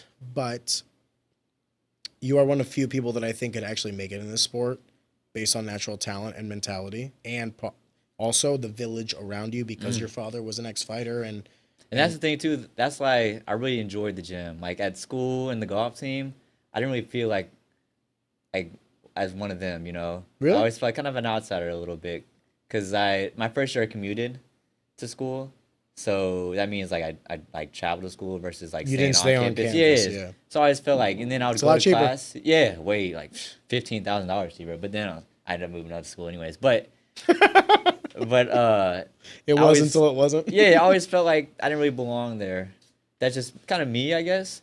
But then every time I go to the gym, it's like I felt like I belong there because everybody's there just trying to get better. Like all trying to help each other get better, whether it be in the gym, outside the gym. Always just kind of push each other, just like a little family. How I felt. You mean when you were doing Muay Thai, everyone was trying to get each other better? Yeah. You didn't get that same feeling from school and golf? Nah. much more selfish? Yes. No, not very selfish, but yes. Yeah. No, but yeah. Yeah. Like not completely selfish, but I just didn't feel like I could express myself the way I express myself in the gym. Explain freely. that. What do you mean by that? Like whenever I'm in the gym, I just know. You be yourself? Yeah, I truly. I feel like I'm myself. Like whenever I'm in the gym, me in the ring, I feel like I'm myself. Like that's how I express myself. When I was going to school, and like golfing, I just kind of like just sit in the corner. It's your sanctuary. Yeah. You feel calm and accepted, and I have the same feelings from fighting. I always tell people that like I want to be careful how I say this. Forgive me. I have a lot of friends now that like go to therapy and all this other stuff, and they tell me all the time they're like, you should go to therapy. It's good for me and this that, and I'm like, I have my therapy. Yeah, and I thought about going to therapy while I was in school, because I was just struggling, just all over the place. But I was like, nah. Struggling with what? Like school grades or mentality or what? Mentality, probably just everything. Pressure, a little. Yeah, probably that. Can I ask you something? And this is like a statement question. For me personally, getting my education was the hardest thing I ever did in my life. Harder than fighting, harder than any, like harder than being a like father. It was harder than everything, because it was the combination of time pressure, socioeconomic pressure, pressure from my family, and then internal pressure. I was like, okay, if I don't do this, I'm a loser. If I don't do this, I can't make money. If I don't do this, I'm just gonna be like a shit. You know what I mean? In society. I don't think that's healthy. Yeah. And I think that until that's addressed, you're going to still see like what's happening right now is like a recourse or like a pushback from higher education. And the problem with that is we need higher education. And I don't necessarily want people to think that like, I want people to want to go to college, not feel like they have to go to college. And if men want to work with their hands, work with your hands. And if Yeah, I women, feel like I had to go to college. I did too. And I feel like... Was it like if you didn't go to college, you were an idiot? Yeah, You were a like loser? when I dropped out, I was like, I'm a bum now. Yeah, I'm yeah. freaking Like, this, what am that. I? Yeah, exactly. But I saw it like that. But then my dad would tell me like, look at all these people that didn't go to college and was successful and stuff like that. So I got to see it from both sides. Or went to college for like 1 or 2 years and dropped out and then Yeah. started a business or whatever. I'm not saying that. I think there are different strokes for different folks. And I will also say that if you are not risk accepting, and because fighting is risk accepting, at any moment you could be separated from your consciousness, and that's like a subconscious thing you've accepted. Yeah. So like by that same measure, like I don't think it's lost on me that the same mentality that I had in fighting makes me very acute to the pressures of business. Because like all I think about in business is like, okay, this costs me money. You're not knocking me out. You're not hurting me. Like whatever, you know what Money I mean? Like, be hurt more than getting knocked out. Though. no, For me. no. I can always make more money. I can't create more brain cells. Facts. So that's the way I look at it. And whenever I'm like in a high stress environment, you want to know what I always think to myself? It's not harder than fighting. It's not harder than school. And I did both of those, one with success, one with not. But forgive me because this is your story, not mine. But I guess what I'm trying to say is, it's not as if I don't want people to go to university. I do. Like, Yeah, if it's you wanna for be some people. Some people. if you want to be a doctor, college, if you want to be like, yes. Yeah. But I also don't want people to go to school because they're pressured into feeling like this is somehow the path to prosperity. Because, newsflash, for a lot of people, it's the path to miserable. Yeah, and that's the thing too. Another reason slavery. Why, Slavery. Exactly. That's another reason why I didn't really want to go to college too. Is I see a lot of people that went to college and they just. Well, you got a scholarship though, brother. Yeah. It's different. There's a Yeah, lot of I was people going for free. There's No. a lot of people that do FAFSA, get a Pell Grant, Yeah. and then student loan the rest of the way. And with mine though, I see people go to college and they live the same life every day. They wake up, they go to job, or after college, which I'm trying to say. They wake up, they go to the work, So do you. they come to school or come home. So do you. Yeah, but mine's different though. Mine's It's the office you've accepted that it's- works for you. I love doing But an it. office, And with people, they get a job that they don't love doing, so they're miserable doing. you don't it. know that. Well, I'm saying everybody. I'm saying for some people. You don't know some that. Yeah, I do. I know for sure some people hate their job. Maybe they hate their job, but they like the stability. Yeah. I'm sure there's a lot of aspects of fighting you hate. I love You it. love everything about fighting. I used to hate running, but I acquired the taste. Maybe that's why you'll be successful. I really Maybe enjoy that's why it. you'll be successful. I really enjoy You might doing be the it. 1%. Because there were aspects of fighting I hated. What aspects? Cutting weight. I've never had to cut. It's what prevents me from fighting today. Because honestly, I like haven't had to fighting. cut weight yet, so most I did is like 3 pounds. Brother, so. the most I did was 60 pounds in 3 months. Yeah. I mean, that sounds like a personal problem a little bit. You need to check your weight out of camp. No, I'll tell you what the problem is. The problem is MMA is a sport where a lot of wrestlers go, and wrestlers are the best at cutting weight. Better than boxers, better than Muay Thai guys. Life. Yeah. When boxers complain about cutting 5 pounds, I'm like, bro, I can literally shit 5 pounds in a day. Like, get the fuck out of here. That's hilarious. Or if I can't, I'll if I fast, go to the bathroom, I could drop 3 pounds. I'll hit the sauna for 20 minutes. Boom, 5 pounds that day. It's because our sport, specifically MMA, is one where a lot of wrestlers who cut a lot of weight in order to get every advantage they can, get 25 then advantage, transfer over to MMA, and they're the best at cutting weight. So, like, of course, then you get. Let me put it this way: I walk around 185, Ty. I fought at 135 my entire career, and the few times I bumped up were exclusively to test myself. How did you feel when you went up to 45? Way better. Really? Did you problem perform is- better? Yes, but the problem was the competition. Okay. When I fought Cortavius then later fought at 135. So I fought at 45. Who's a guy. Cortavius? He was a guy that he was in the UFC for a bit. Okay. But what I'm trying to say is he was a guy that I fought at 45, but he could make 35. Gotcha. So it wasn't a real 45er. Yeah. Right. And then when I fought, man, I cannot remember the name. Would you do me a favor? Will you Google me real quick in Tapology, my last amateur fight? I am so sorry to my opponent. I should remember your name. I don't off the top of my head. But it was for Fight Hard. It was my last amateur fight. Anyway, that was at 45 as well. He was a real 45er. He couldn't make 35, right? But I thought to myself, like, if I want to... Let me ask you this. You're obviously a beast, but could you do it at 145? Hell no. No, but That's how I felt. I'm going to retire at 45. Well, that's how I I'm felt. gonna retire at 45, I was like, I'll compete 55. at the highest level at 35, and then when I start falling off that cliff, when age starts to hit me, I'll go to 45 and 55 Yep. until I retire. And that's just because one of my teammates, Carter, told me, he's like, you'll never fight at 40. You're too little. You'll never fight at 47, bro. Just Like, wait. I'm like, Just wait. I'm going to retire at 47. What does your father weigh? He's like probably 155. 5'2", 155. My father is 155, 160 as well, and that's like his natural walk around weight. What I'm telling you is a life of sport and lifting and everything. I walk around 185. Granted, I don't live the cleanest lifestyle now, but truth be told, I want to be careful how I say this because I don't want to sound like a douche. I'm not fat. I'm just like thicker now because I don't watch anything. Yeah, look at all the Thai fighters like Superlek, Haggerty. They all started at like 115, 120, and they're all naturally- fighting at 145. You're now. also 21 and you're still hitting puberty, dude. My body didn't stop changing until I was about 25. My body at 25 to 32, same body. Does that make sense? So you're saying I still have a Ariane. chance to become a basketball player? Is it Daryl Gordon? Thank you, Daryl Gordon. Yes, and Cortavius Romeus. Are you Was talking my about? second to last Yeah, fight. well, Sorry, he also walks at 195 and Yeah, okay, prime example. So the guy that I fought at 145 walks around at 195. 185, 185, 195, same thing And- I walk around at. Because that's what Trey walks around at, like 200, Yeah, 205, and he dude, fights at listen, 186. yeah, so it's a different sport. It's a different like outlook on cutting weight. I guess the reason what I'm trying to say is like you asked me what did I hate about fighting. The thing that I hated was cutting weight, but I have to because if I fight 185, and no offense to Trey when I say this, or 170, I'm fighting guys that are cutting from 220. Yeah. Bro, Big not dudes. only will I look fat, but they're gonna be shredded. Does that make sense? Tall, different length. The only way that I could fight without cutting weight is if I had like a gentleman's agreement with another 35 or a 45 and be like, dude, I don't want to cut weight. Do you want to cut weight? Yeah. You know what I mean? Yeah. And then it kind of defeats the purpose because like I also don't want to fight fat. That's why I retired. I was just like, well, I don't want to cut this weight anymore. I'm not going to be the best in the world, and I don't want to fight fat, so I guess I'm done. Yeah. That's how I derived my decision. Simple.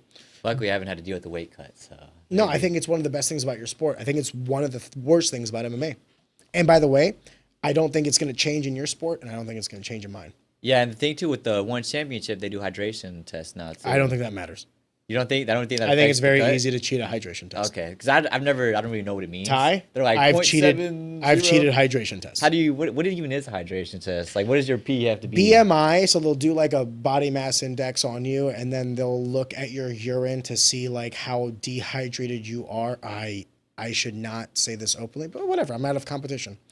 We used to do hydration tests in high school for like wrestling and stuff like that. You want to know what I would do? I would cut fucking weight, and then when I would go to do my urine test, I would dump the water in the toilet. And then I'd pee in it a little bit to show urine, right? Because you need like ionization and all that other stuff. Yeah. And the thing I was like, oh man, this guy's like 145 and he's super hydrated. He can cut to 125 if he wanted yeah. to. So I cheated on my hydration test all the time. And now there'll be some people that are like, well, what do you do with like, the people that like they'll look at your urine or whatever. The other thing you can do is also like, I want to be careful because I feel like I'm giving out like a dirty secret. A gallon of distilled water before you do. So a gallon of water is roughly, I believe it's like 9 pounds or something like that. So cut a lot of weight. Hit the sauna, hit a bath, cut a lot of weight. Then drink a gallon of distilled water. And then when you pee, you'll still pee clearer and you'll be around that same weight. So like, it's like, let's say you fight at 135. I'm telling you to cut to 133. Cut a little bit more than like a weigh-in. Then load up on distilled water. And you're going to be peeing like a fire hose because there's no minerals or anything in that distilled water. Super unhealthy, by the way. I'm not telling you to do this, but what I'm telling you is if you wanted to cheat a hydration test, here you go. Or honestly, I've also heard stories of people doing IVs before a hydration test, cutting a whole lot of weight, drinking distilled water, and IVing distilled water into their veins to hyperhydrate yourself, to push everything out. Yeah. And then you'll pee clearer and your weight is still manageable. Like within 10 pounds, and then you can still cut to whatever you want. So like, here's the You can tell that to Super Leg because I'm tired of Super Leg failing his hydration test. Well, missing weight. Well, maybe he is doing all this other stuff, and he's still trying to push that envelope. That's the other thing. You know what I mean? Here's what I'll say is, so long as there's weight cutting in our sport, MMA specifically, I don't know how it is in Muay Thai. So long as there's weight cutting, people will push it to the limit. Push it to the limit. So you asked me, like, did I feel better? Yeah, but the problem is I can't compete at 145 because the guys, I would love to compete at 155, to be completely honest with you. Did you feel like they were just stronger than you, or? Yeah, because they're bigger than, brother, they're bigger than me. But you don't want that little speed? You wouldn't take that speed over the power? It doesn't matter because of the grappling aspect as well. If it was like strictly striking, maybe you're onto something. Okay. Like, and probably... Because that Canelo versus Crawford this weekend. Well, that's probably why strikers don't cut as much weight, because I think it is actually like a lesser of a benefit. It is, but the second that someone can take you down and lay on you, 10 pounds, 15 pounds, 20 pounds, it feels like 1,000, especially if you have a heavy grappler. Have you ever sparred with a guy that's really strong in the clinch and you're like, God damn, this is like really hard to get out of his plumb? Imagine that, but all over your body. That's grappling. Okay. So when I tell you like 10 pounds is everything, 10 pounds is everything. 10 pounds is everything. So I think it's a different mentality, different approach to the sport because of necessity. Somewhere along the line, someone lost to someone else and said, well, fuck that guy. I'm going to cut to the next weight class. And then he crushed it there. So all those guys were like, well, fuck that guy. And then it was kind of like a domino effect. Like someone dominated and everyone else ran from him. So we cut weight to stay competitive, not even for competitive advantage at this point. So for me, I'm not willing to do that anymore. So that I have no competitive advantage at this point. It's a disadvantage. And I'm 32 years old. When I was 21, times were good. Yeah. You're just now entering your prime, though. I don't believe that. You know how they say 28 to 32? I think for a fighter, MMA, prime's like, depending on the weight class, I think that's prime, the variable. I think it's from 32 to 37, 38. I think it's 26 to 29. Because look at all the champs from... They're all 33 plus. I'm telling you right now, athletic prime, 26 to 29. If you're talking about mental prime... That's why you get the mixture of both, the athletic and here's the thing is like, now I'm a better fighter than I ever was, but my body can't do the things that I used to do, right? It's like that equilibrium that what you want to find is where the X and the Y axis meet from intelligence and body. That's your prime, right? And I'm saying for our weight class, because you're what, 120? Yeah, 120. Yeah, ours is probably like 25. Brother? 25. Yeah, because you're going to lose your speed, you're going to lose your tenacity, you're going to lose your muscle elasticity. And then what will happen is you'll just kind of go up weight classes to kind of compensate for that. So like maybe your prime today is 25, but like if you go up a weight class, maybe it's like 26, 27, 28, whatever, you know? That's why heavyweights are the only weight class that can like 40 at least, plus. Yeah, dude, like they're fucking still going at it because it's like one shot KO anyway, whether you're 20 or 40. Yeah, like you got that power still. And that's the last thing that leaves you.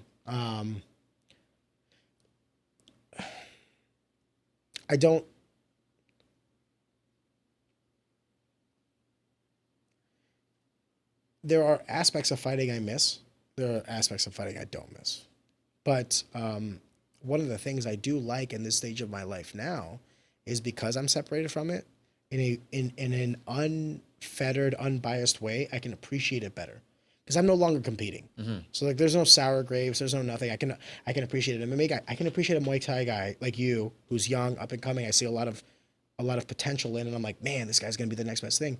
And the beauty of it for me is like because I'm separated from it, I can experience it as a fan, but an educated fan. Does that make sense? Yeah. So It's I can like me with golf right now. Yeah. I appreciate. Yeah. You're out of the game, but you can still appreciate I it. appreciate like I don't really watch mini golf tournaments, but I always tune in for the Masters, and I appreciate. Everybody does. Yeah, Masters is so fun to watch. I just Sunday morning just on the couch, fall asleep. I'll tell you this during the Masters.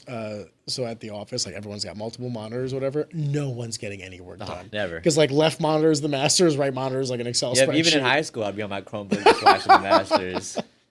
I'm not playing cool math games. Do you still play golf? No. I only play. I always play. It's like my fight week ritual thing. I always go to the range the week of the fight because we're not training. Really? Yeah, we're not really training as much during the week of the fight. Like Tuesday, Wednesday is kind of like our last hard day. So then I always go to the range and like hit balls. It keeps me loose, gets my shoulders activated, my hips activated. So you don't like Top Golf? Where do you go? I just go to any driving range. I go to Stonewolf a lot. What the fuck's the difference? It's a big difference. You're hitting off of real grass. Turf and grass is a huge difference. That's fair. I love hitting off grass versus turf. Like if we're at the if I have the opportunity to hit off turf or some doo-doo grass, I'd rather hit off doo-doo grass. That bad? Yeah. I don't know. It's just me though. That's not all No, golfers. yeah. Listen, That's not all golfers. That's you're just more me. learned on this one. I'm educating myself. Yeah. So I always like the golf the week of, and then the morning of the fight I always golf too. It's kind of like my morning shakeouts. You know, some people go hit pads or like for AM shakeout. I just go hit a bucket of balls. That's funny that you have a ritual. I did too, but I don't want to talk about it. But I also did, Uh-huh. which is funny because I'm not a superstitious guy. Yeah, and it's not really being a superstition. It's just it helps me get loose. Calm me down. Yeah, exactly. If you don't mind me asking, I'm going to kind of cater the conversation back to fighting, Yeah. and this is where I want to keep it. I'm selfish. What was the outcome or outcry after this last fight? What were some of the things that you heard? What were people saying? Because one of the things I thought was kind of like funny, but I didn't know how real it was after Lordzilla's fight, they were talking about like you possibly fighting Lordzilla. Mm-hmm. Can I be honest? Why? Why? Like, what do you mean, why? Why? Why would I fight Lordzilla? Why? Exhibition match? Why? Just because? Spar him.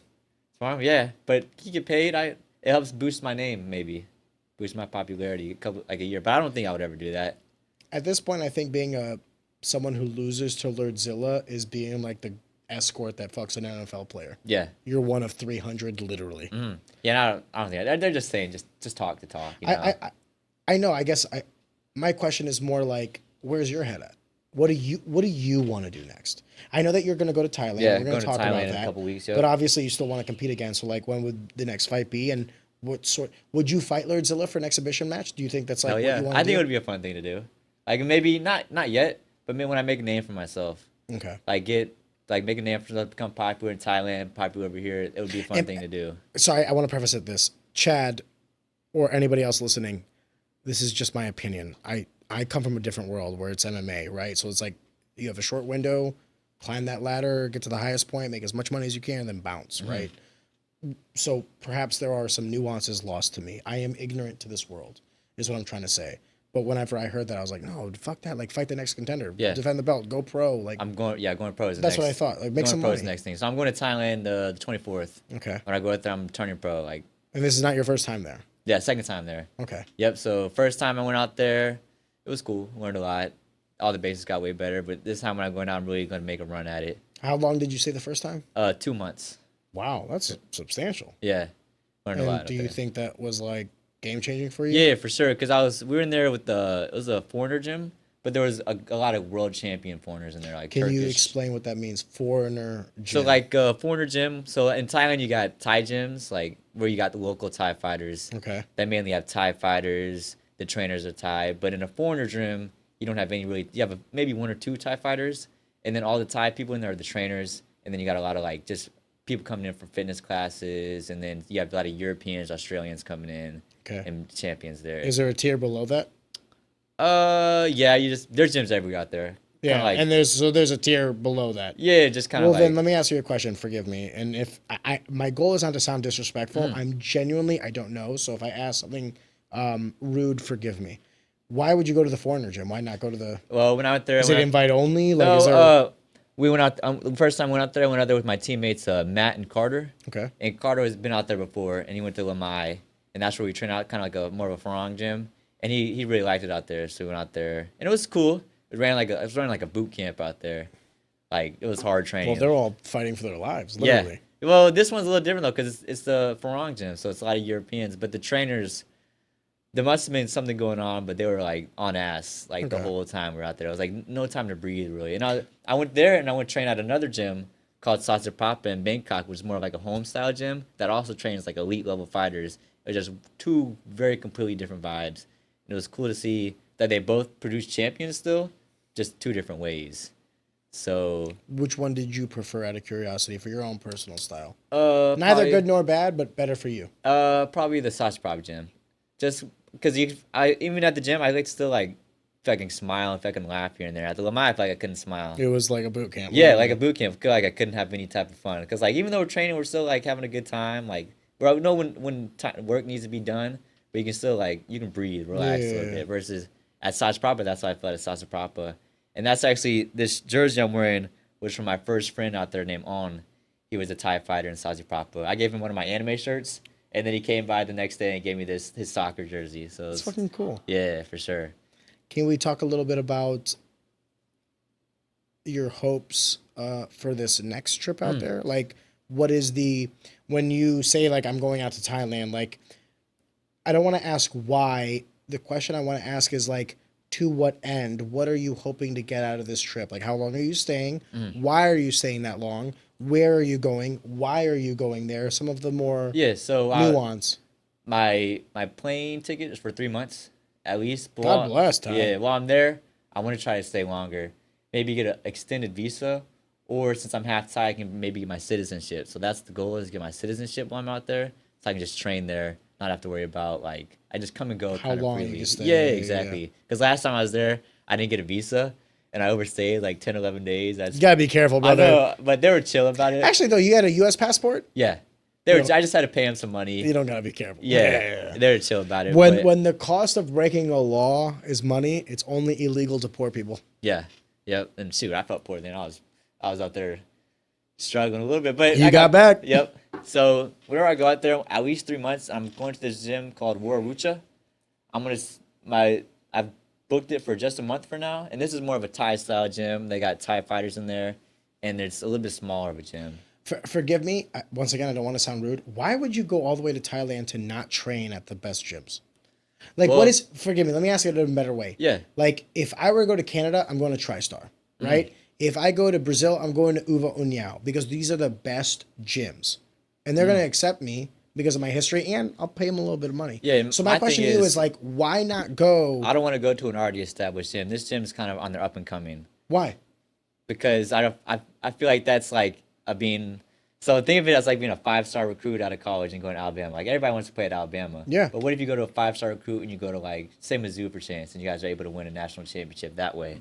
That's how I see it. Or if you go to Alabama, you're going to get better there because the program and the curriculum and the people are like-minded. But out there, all there's kind of the same. Once you get to that top level kind of gym, it's all relatively the same, I'd say. I could not disagree more, and I don't even know about Muay Thai, because the difference between like a legend and great and good and mediocre is inches. So like, even though it might seem small to you, take it from a guy who been there, done that. Those inches create miles. And that's why another thing is I'm only staying there for 1 month. I only booked it for 1 month. You said 3 months. Yeah, for this gym. Sorry. Forgive me. For the gym, only 1 month, just in case I don't, like it. Yeah, exactly. But if I do like it, I'll stay there the whole time. And that's kind of thing. It's like, even though you say it's different. By the way, I can be wrong. Yeah, it's kind of the same. I'm human, just like you. The top gyms are out there are all kind of the same. You think so? They all produce champions. The top gyms out there, and even probably. Have you talked to Lordzilla about like? Forgive me. Like, let's say for instance, I had like a GSP or a John Jones. I would ask him. Like, yeah, I asked by the him. way, He said, "Good gym, good gym." He just good gym. So okay, so he kind of gave you the blessing. Yeah. It's like it's not. I feel like if you. He's also a nice guy. Yeah, but I feel like if it was like a bad gym, he would tell you don't go there. Yeah, okay, exactly. Because that's what he said. His gym he's right now called Bang Tao. It's a really good gym, but it's a foreigner gym. So he said probably not come to this one. It's too busy, like a whole bunch of foreigners coming in. You It's won't a get good business gym. Yes, exactly. You won't get the attention versus if you go to a smaller gym, you'll get the one-on-one One-on-one attention that with you the need to trainers. grow. Yes, yep. And that's why you'll see a lot of fighters out in Thailand, out in like Isan, like the country parts of Thailand. They start in a smaller gym and they learn that way. But then once they get big, I don't know what they do to go to the big gyms. I don't know if the trainers, because if you're a gym, you're basically owned. Yeah. You own the fighters. So I don't know if they sell their fighters to the bigger gyms or the big gyms buy them out or something. But once they get big, they send them to the big gym and then they train at the big gyms there. I think it's also just like a natural conclusion. Does that make sense? What do you mean? Greatness will congregate with greatness. Like there's a reason why we have super gyms in America as well.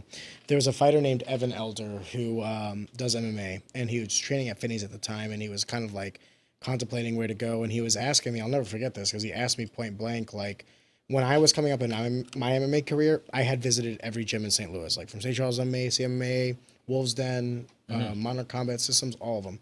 Because I was always under the assumption, and Finney's, I was always under the assumption that like mixed martial arts is where you mix the martial arts. So like I need to mix my training, right? So I got to kind of see like how different gyms, some gyms did certain things better than other gyms. There are definitely gyms that I would say are like a quote unquote better, but that's beside the point. When Evan came to me, he was like, I want to go to Sanford MMA. At the time, it was called something else because of investors. And I told Evan this, and I don't know if this will pertain to you.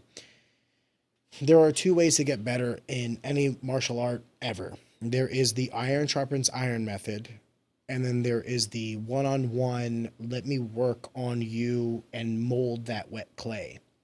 When you're early in your career, you need that more than anything. Like, there's no reason to spar against people that are better than you if you don't know what the fuck you're doing, right? So, like, you need that base created from a very high-level person to kind of get that framework ready to be molded by everybody else, because you'll spar with Lordzilla and learn something. You'll spar with Chad and learn something. Maybe Danny and learn something. Yeah. And like, then you're learning it enough yourself to kind of be like, okay, I want to take this. I don't want to take that. This is cool, but it doesn't work for my style. And it'll kind of go over the course of time. But that's not day one. That's day 10,000, right? So I told Evan the same thing that I think pertains to you is like, it depends on what you need at what point of your career. If you think the basics are there, the jab, the cross, the head movement, all these other things, then you'll benefit from being in a gym full of killers. Because what that'll do is it'll turn you into a killer. But if you go into a gym full of killers and you don't even know what the fuck you're doing, you're just going to get beat up. Yeah, and I think that's why I fought at Lamai a little bit. Because I didn't really know yet. I thought I knew, but then I went there, I was like, I didn't know. Yeah. And I was sparring with world How old champions. were you? 19, 18, 20? 20. I was probably 20 then. Okay. I was sparring with world champions there. Yeah. How old were they? They're probably like 25. Yeah. Okay. Yeah. Which, by the way, for those that are listening, 5 years in martial arts is literally a lifetime. So the average career is like, what, 5 years? Literally 5 years. Yeah. So when I say a 5-year difference, it's the average career of a fighter. Yeah. And I was out there getting whooped like bad.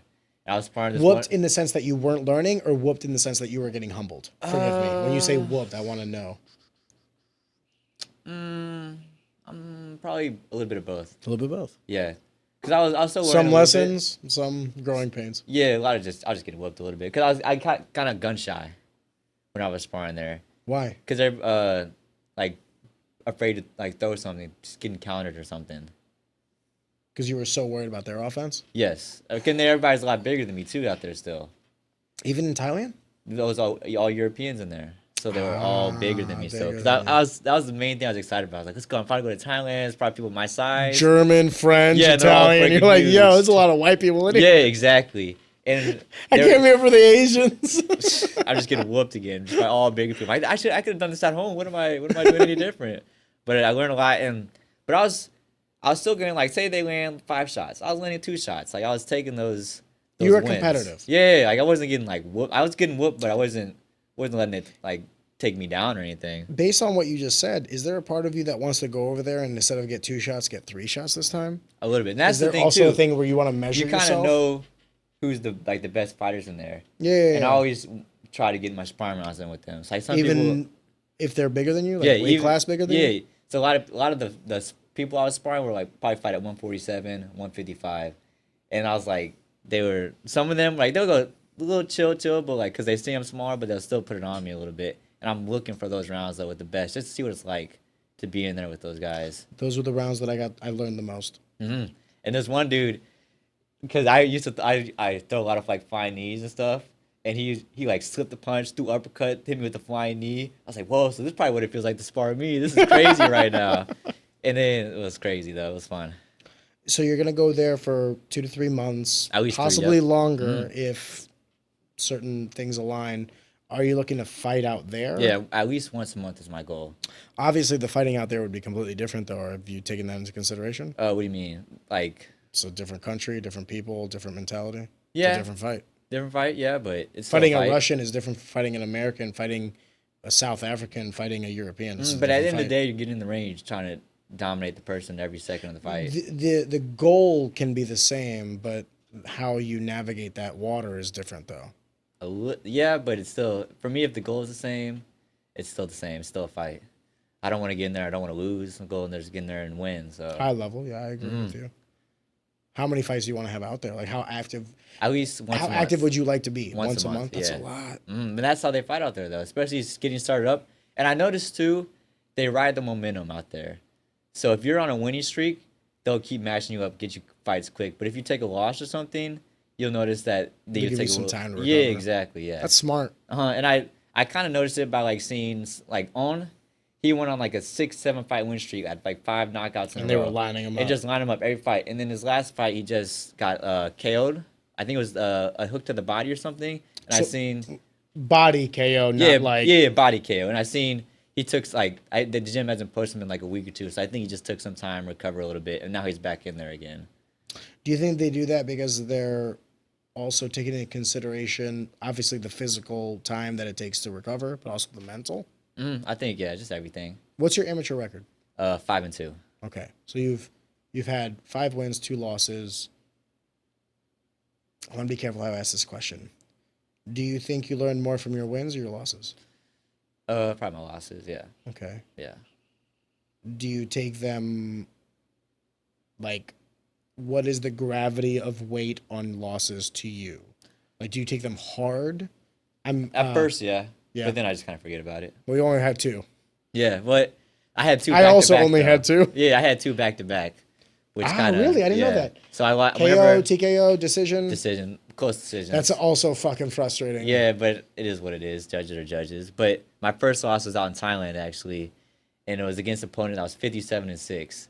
And before I got in there, Not a bad loss. But Carter was like, if you see these Carter, my roommate or teammate at the time out there with me, is like, you'll see all the fighters in there. Their records like 50, 20, 70, 15, but always ends with a 0 or a 5.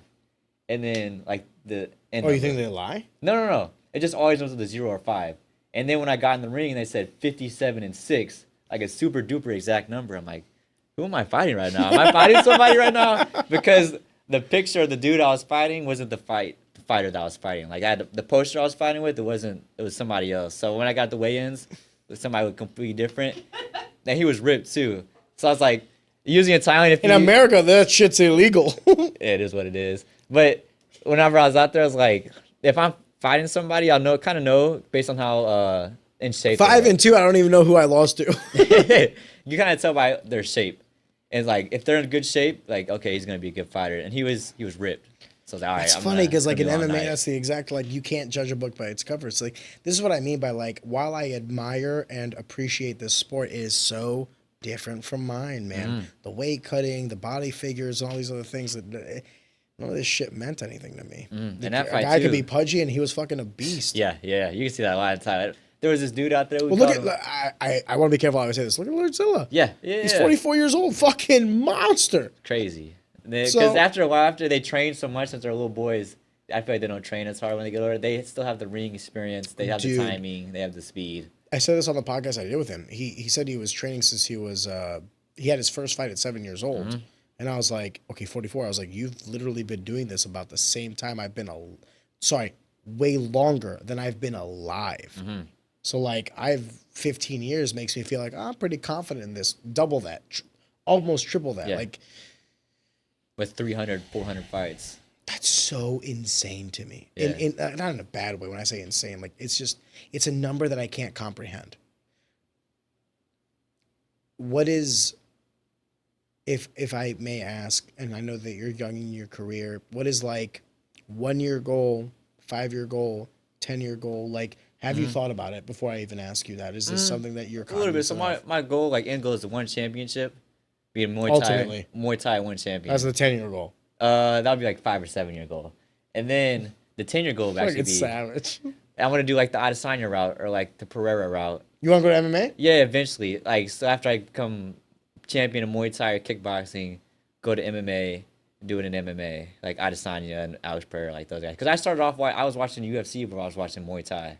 Nice. I didn't know Like, that. yeah, How old were you when you watched your first MMA fight? I'm talking teenagers, obviously. I mean, 'cause you were 20. I started watching boxing before that. Yeah, So when of I was a course. little kid. Same, by the way. Yeah, my dad had a Filipino friend named Greg, and every time Pacquiao had a card, I was there every time. Were they losing their shit? Oh yeah, because he would be him and a whole bunch of brothers, and the brothers they loved Floyd Mayweather, so every time they're just talking so much shit. I'll be sitting right in the middle, and Greg's over here, and his friend over here just talking so much shit about Floyd Mayweather. Man, they're not even fighting each other. It'd be like Pacquiao versus like Miguel Cotto, or like Pacquiao versus like Sugar Shane Mosley, and they're just talking so much shit between each other. And then when the fight happens, it would be so fun to watch. It's a shame too that it happened when Pacquiao was past his prime. Yeah.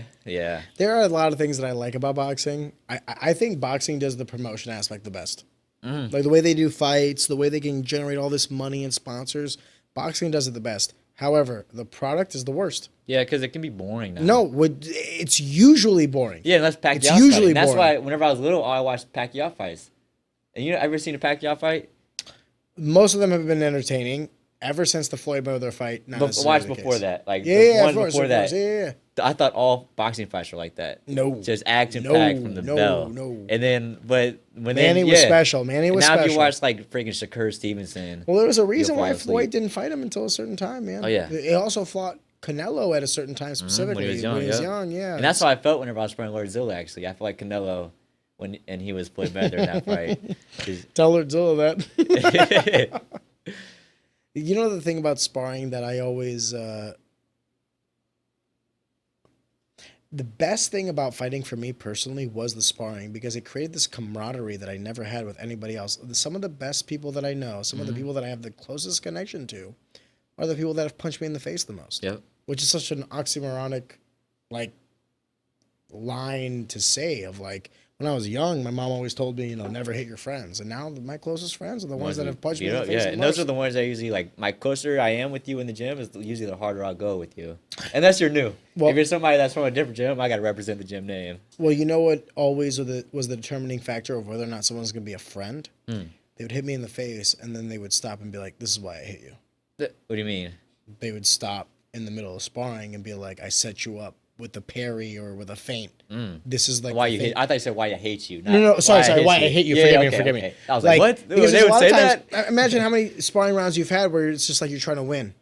So when someone takes the time when they're beating you to be like, this is how I got you, just so you know, those are the people where I was like, you are also like a killer and like a good soul at the same time. And I learned a lot actually because that like my first year or two in the gym at Maryville, there was these two guys who call them the OGs in the gym called Jared and Isaac, and I would get a lot of rounds with them. They would just beat me up, like just whoop me every day. But I always ask them like, what did you see in there, or what did they do? They would tell me every time, and I learned a lot. God bless those guys. Yeah, those are the guys that you want around you. And by the way, because I've kind of acknowledged that was always something I then did. Like whenever there's a lot of guys when you're sparring, some people in the fight game will understand this, and I'm gonna try my best to like articulate it. How many times have you had sparring matches where you clip somebody and you clip someone, so you're like, hey, like let's take a second, catch yourself, because there's a lot of ego involved in sparring. There's a lot of times where I see the eyes roll back, and I'm the one who's like, we need to take a second because I know that one cracked you. You know what I mean? It might not have put you away. I'm not saying that you're done for the day, but what I'm saying is we need a minute. You know what I mean? Because you're a little loose, and I want to make sure that all the gears are there. And I had people that were better than me, and when they would crack me, they would be like, keeping the rear hand low, the off-centered hook is there, or you're backing straight up, and I know that if I put 3 punches together, I'm going to land the third one. Like, they would tell me. And if they didn't tell me, I'd make the same mistakes over and over again. And that's like the definition of insanity, right? To do the same thing, expect a different result. So I had really key people preventing me from insanity. And I thought that was the best way for me to learn to get better at not fighting, but understanding fighting. Because to be good at fighting is like do you have an ego and do you have a chin? Anybody can be good at fighting, but to understand fighting, that's knowledge. That's fucking hard. And I understand it a lot too from watching fights too. Yeah, I dude, watch not it a lot of people do that. I watch a lot of fights, and whenever I watch a Muay Thai fight, I wouldn't look up here. I'd look at their feet the whole time just to see Placement. how they get to the position to throw their shots. So I watched a lot of like footwork and boxing, MMA, and Muay Thai. Because Muay Thai, out of all the like combat sports, we probably got the worst footwork. I disagree. I think we do. I think in terms of footwork, boxing is number one, and then Okay. When you say footwork, do you mean functional footwork in an actual fight, or do you mean footwork in that sport? Because I would say that the Muay Thai stance is the best Functional. stance. The Muay Thai stance is the best stance of striking functional footwork. So because it prevents a lot of is, leg kicks, a lot of punches, and a lot of takedowns. well, boxers, they move. Their footwork is the best in my opinion. Well, yeah, but boxers don't have to worry about takedowns or leg kicks. Yeah, but that's because they're boxing. So that's why That's why my question is like, when you say you see footwork- footwork at its best is when you watch boxing. In a 'Cause boxing match, I yes, would because agree you have with to you. worry about it. So I think they have the best footwork, but I think MMA fighters, UFC fighters, or not UFC, MMA fighters, they got the best movement. So in terms of circling, moving around, We have a wider stance. That's Yeah. what I would say. But you We have guys a always wider circle. stance. You guys never like going straight have to, backwards. 'cause we have a cage, we don't have a exactly. ring. You always. That's why I think you guys have the best But movement if you notice during Pride Days, it wasn't a whole lot of lateral movement. It was a lot because of it was in a ring, right? Yeah, 'cause they could use the I didn't really rope-a-dope. watch. If it's not in 4K, I can't watch it. I can't. I only watch new fighters. Well, forgive me, I'm a little older than you, so like, there were some fights that I watched in a ring and in a cage, and you're not wrong, but I would also like add that variable of like, okay, where is it that we're fighting? Because if we're fighting in a ring or a cage, that completely changes the game for me. Yeah, and actually, whenever I was getting ready for my fight on Nemesis, which I knew was going to be a cage, I try to watch a lot of fights that were in cages, like UFC You would do good to train at an MMA gym. And Yeah, that's the thing too. It was my first time being in a cage. I never trained in one. Did you ever end up taking that fight? I did. Yeah, it was Okay. against Chris. I lost that fight actually. Chris who? Karagiannis. Really? Over volumed you? Yeah, a little bit. Yeah, because I was cracking with shit. I was cracking him hard, and That's the other problem. I had one kickboxing fight, Garrett Armfield, who beat me, and I felt like I hit him with the better shots. Like if this was a fight, like I'm winning. But the problem was it was an amateur kickboxing. yeah, he was bout. just outpointing So me. he was yeah. outpointing yeah, me. exactly. You know, no salt, no shade. It was just what I observed. And that's funny that you say that because I know Chris as well, and it's a small fucking world. Forgive me. Yep. So you're going to Thailand for the next 3 months minimum, possibly longer. You're going to be doing fights out there. What is the next year look like for you? Just working up my ranks, working up through the ranks. So Are you in this position now where you feel like, all right, time to hit the road and go pro and make a name for myself? yep. Make some So when I money? go out there, it'll be pro debut, and then just work up my rank. You want to do your pro debut over in Thailand? Yeah, yeah. It'll be easier to find a fight out there. Everybody's my size sure, out there for versus sure, for here. sure. Nobody's my size. So. You think so? I mean, we got a few people, but out there, Not the everybody's most, not my the most. size. It's tough. Yeah. Well, can I say that your frame is also like superb for the weight class? Yeah. 120, 125. And people think I'm taller for the weight class for like 120. tall are you? 5'9"? 5'9"? Yeah. Yeah. For the weight class, I'm taller, but I don't fight like a tall fighter, if that makes sense. Like I'm not keeping you at the edge of my range. Really, I enjoy the inside. You're a brawler. fighting. Yeah, yeah. Bro, when I exactly. saw you fight, I was like, God damn. I enjoy the brawl. And You could keep him away to the jab. Homie said, no, come here. yeah. And my first fight was actually somebody I was like short, like probably like 5 foot, and I wasn't outside. 5? Yeah. Like, Even? Yeah, and he was like at fought a 125. But he was strong because it was my debut fight. I think he was 4-2 in MMA. So What's his name? His name's Scott Lone. He's from Arkansas. Okay, thank God. Yeah. I'm not insulting someone I know. But he was short, but A grown ass man at 5 foot tall? yeah, he was like 30 or 32 Bro, or something. that's a dwarf. But he was Fought a good though, midget for your strong. first. And that's what they were trolling me for that. I'm like, he was strong. Y'all could have gotten Hey, him. you go fight him. Yeah, Yeah, exactly. I'm with you. But I'm sorry, random guy. I don't want any trouble. Like, Well, please he's a don't really fight cool me. guy. But the thing was, I'm trying to say is, I wasn't on the outside on that fight. I was on the inside. Because a lot of people think in Muay Thai, they want this. In most combat sports, short guy, you want to get on the inside, right? Ideally, Yeah, but in Muay Thai, overcome the range. yeah, but disadvantage. Muay Thai, if you come in the inside, you're running to the elbows, into And the the knees, knees, and yeah. the clinch, and you get so much leverage being taller from the clinch. Like if you got a dude, you ever heard of Nabil Anin? Yeah. for one championship. Yes. He's like 6'4". Yeah, he's Fighting fucking 140. insane. If you see He's him, the Sean Woodson of them. yeah, if you see him get into the clinch, they can't do It's anything. over, yeah. You can't do anything at Well, all. because he's not even like having a curl. He's just like kneeing people's faces off. And he's on a tear right now too. When I went to Wolves Den, I had to spar with Sean Woodson, who is like 6 foot tall at 145 pounds, and I'm 5'8" at 135 pounds. So you that's get 6'4" at 145. Yeah. That's so insane. the deal, yeah. Actually, I'm pretty sure Sean's taller than 6 foot. Now that I say that, like, I feel like I'm not doing him justice. Forgive me. Do you mind Googling that real quick? He might be I'm looking 6'2". now. He might be 6'2". So, like, forgive me. Sorry, Sean. I remember when I was sparring him, I was like, dude, if I don't take this fight to the ground or make it a... Like, if I stayed at range, Sean would just piece me up. There was nothing I could do. He's 6'2". Okay, 6'2". Okay, sorry. Yeah, okay. Sean, my bad. Listen, when someone takes 2 inches off me, I get offended. All right? So, but I remember when I was sparring him, I was like, if I stay at the range, I'm just going to literally get punched. I'm a heavy bag. I'm forced to make this fight small. So if you're a taller, longer fighter and you're used to fighting small, which is probably what everyone is going to do to you, it's dangerous, man. And everybody in the gym is taller and bigger than me too, so I'm used to having to get on the inside on them. So I think that's why I kind of my style a little bit, enjoy the brawl. My last few questions for you, forgive me because we're approaching 2 hours, is and this might be a little unfair because you are very young. So the answer could be, Aaron, I don't think about that. What do you want to do after all this? Do you want to own like a gym? Like I don't think about that. You don't think about it at all. I think it's if I started thinking about it, I just started putting my focus somewhere else. Yeah. And that's why I just try not to think about So it. one FC champion, defend the belt multiple times. Yep, go to the UFC, knock off whoever's at 145 at the time, maybe 155, and then get a big boxing money match against the world champion. Floyd at the Mayweather time. exhibition bout when he's not 60 exhibition. I'm going there when he's trying to win. 65. Well, if he's offering you, Oh, I'm going to win still. yeah, but 30, 40 mil? Dude, I'd fight my dad for 30, 40 mil. I'd fight anybody. Yeah. I think I'd fight a woman for 30, 40 mil. How progressive of you. Hey, I always 20, thought 25 I now. always thought that Ty was a good guy. I got sisters. I need some painted rage. They gave it to me. It's Yeah. time to give it back. Outside of fighting, I am curious to ask you a couple more questions about like who you are as an individual. I know you like anime. I know you like video games and fighting. What do you think about, if you do think about, let's talk about this, politics to any sort, like Yeah.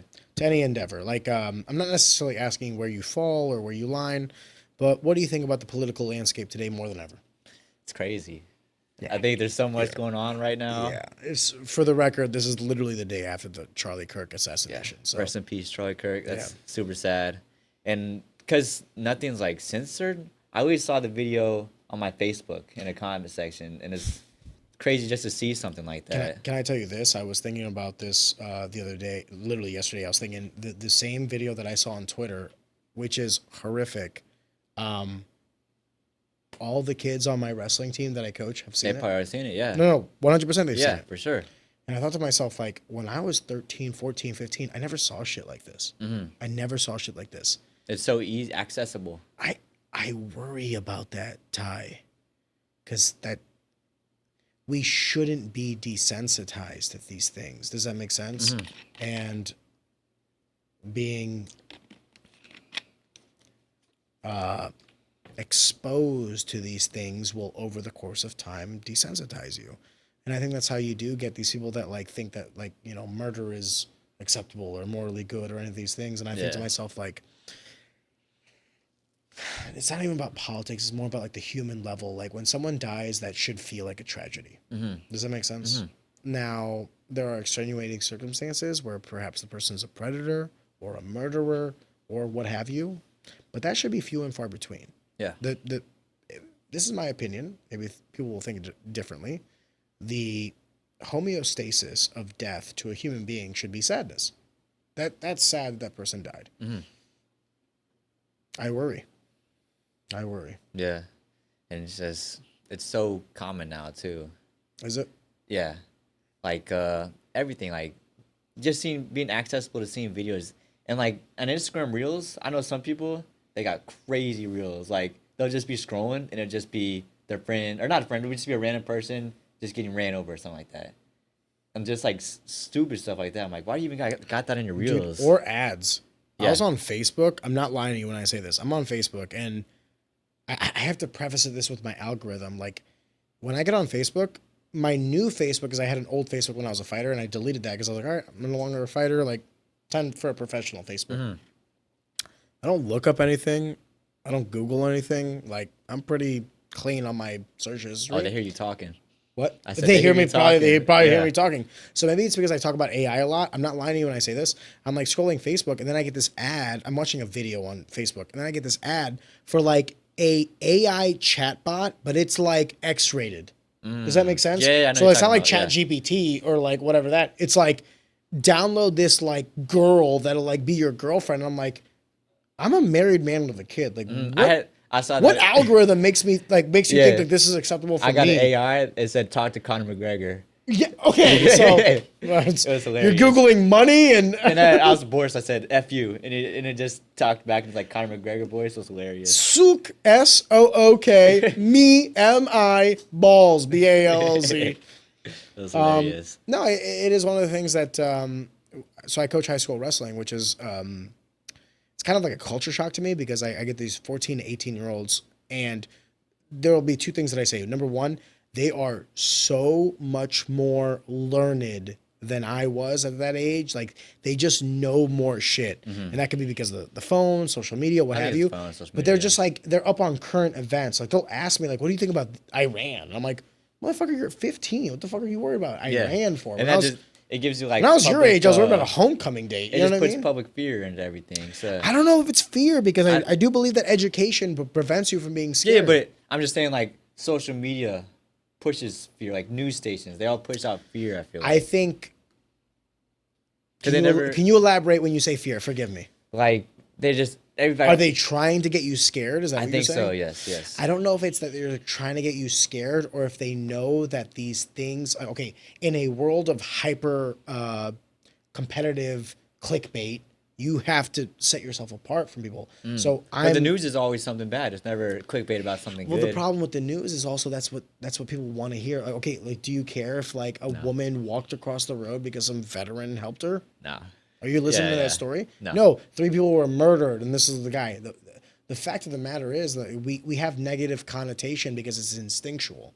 Like, it's literally in our monkey brain. Like, hey, the saber-toothed tiger killed my friend, so like, don't go by those. Not that fruit is edible. Does that make sense? It's like there's a lot more negative connotation because negative connotation leads to survival. Positive connotation leads to amplification of quality of life. But if you're not alive, you can't accept the quality of life increase. So it's like the same thing that provides us the negative aspects of social media is what kept us alive as monkeys, unfortunately. But we don't even know if it's real or not anymore. The majority of it is fake. Yeah. Something they're like just 60% exactly, of Twitter. that's why I'm saying they're pushing 60% out- of Twitter is bots. That's why I'm saying That's they're insane. pushing out fake or pushing us to be scared because most stuff's not even real. Yeah. It's usually fake news. And who's pushing it out? Is it us, America? Is it Multiple people, other countries? I think propaganda is. I think America propagates us as much as like foreign entities. But here's the problem that I used to say like I don't trust anything like text based. So like if you go on Twitter and like someone comments on it, I don't care. I cared about like videos or photos. The problem with AI now is like give it 2 more years. It's crazy. Give it 2 more Some years. of the stuff now, I'm like, is Dude, this? 2 years ago, spaghetti eating was like they had 6 fingers. Now it's like, dude, It's there's real like deal. there's people that could trick you. Yeah, it's crazy. The uncanny valley is right here. And so I think to myself, okay, like 2 years from now, we won't be able to like decipher the difference between that. What about 2 years after that?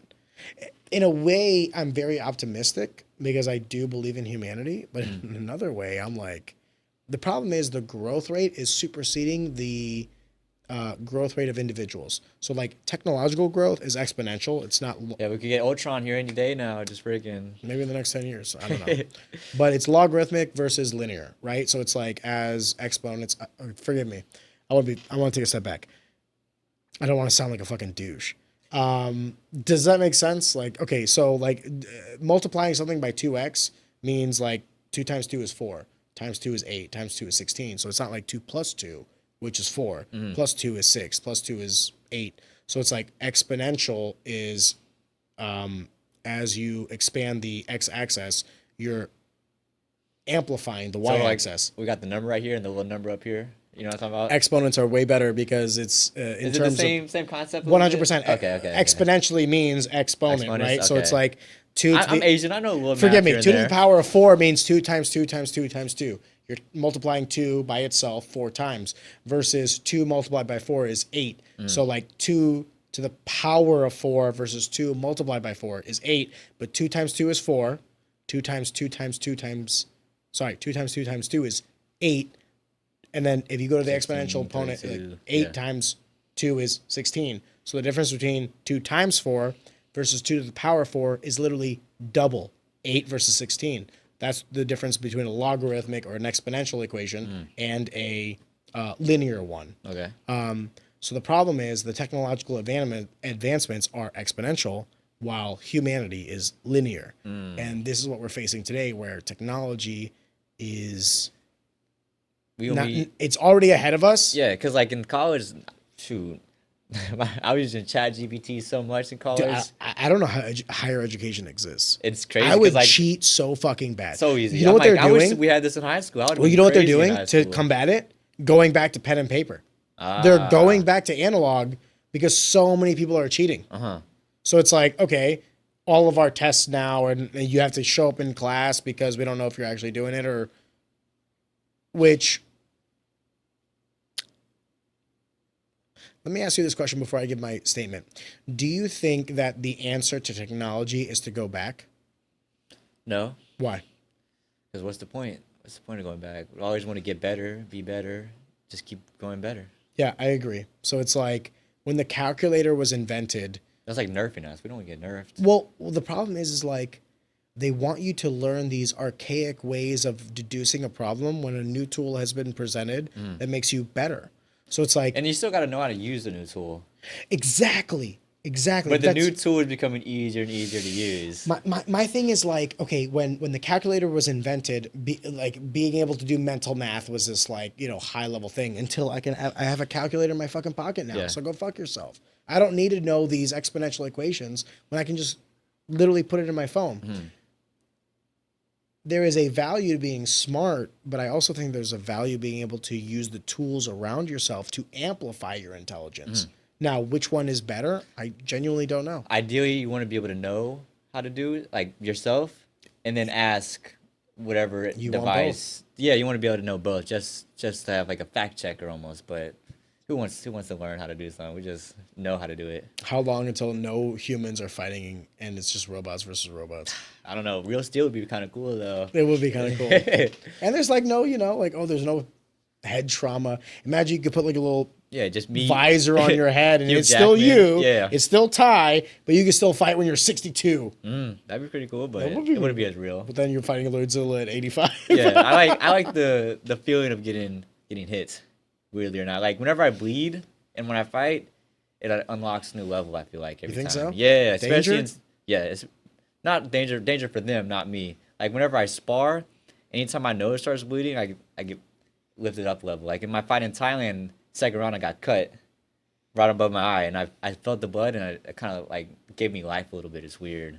It's an anime thing, I think. No, I think it's a you thing. Yeah, well, like think anime you'd be fighters, surprised. they're close to death, and they always like level up or something. So it's probably watching all the anime. I think you would be shocked at the average human when you say things like this with their reaction.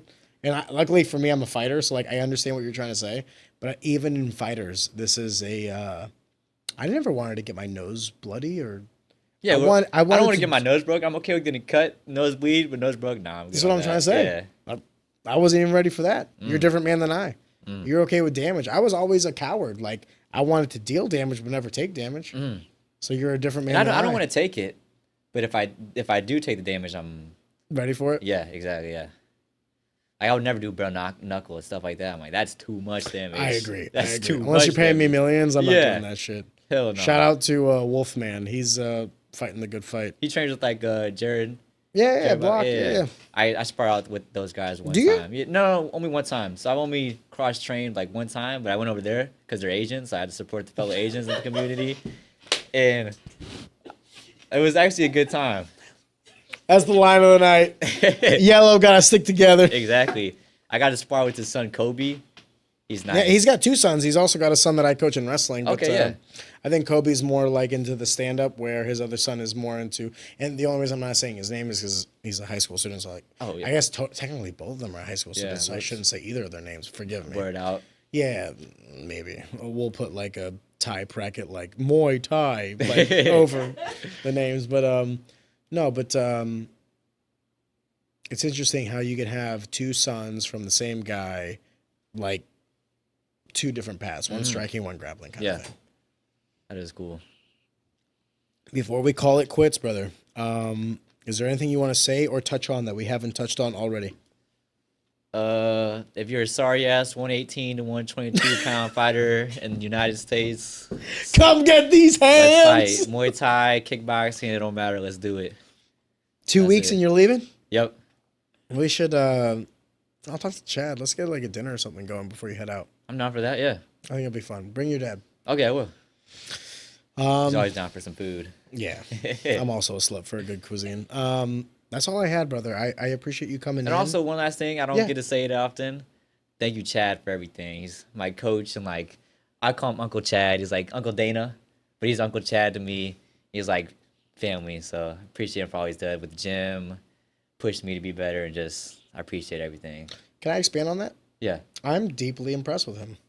I really am. I didn't know of his existence until about 2 years ago, because once again, I'm not in the Muay Thai community. You know what I mean? I knew of the IKF tournaments, but I didn't know that he was running them. And then I heard of Stand Up Fight Series, but I didn't know he owned it. And then when I met him, he has been, as an individual, someone who is deeply passionate about his craft, competitive in his field, but also inclusive in his help, which is a very rare combination. Yeah, he's done a lot for me. Like even He's like helped me with this. He's helped me. he let me I coach at Maryville, so that's like a little job he gave me. And then I do a lot of sessions, like private sessions at Maryville, and he doesn't ask for none of it. He just like, cause you know, like a commercial gym or whatever, they take a percentage cut. or whatever. Yeah, but it's just all to me, which is I don't It's know. literally unheard of. Yeah, which is I'm super thankful for.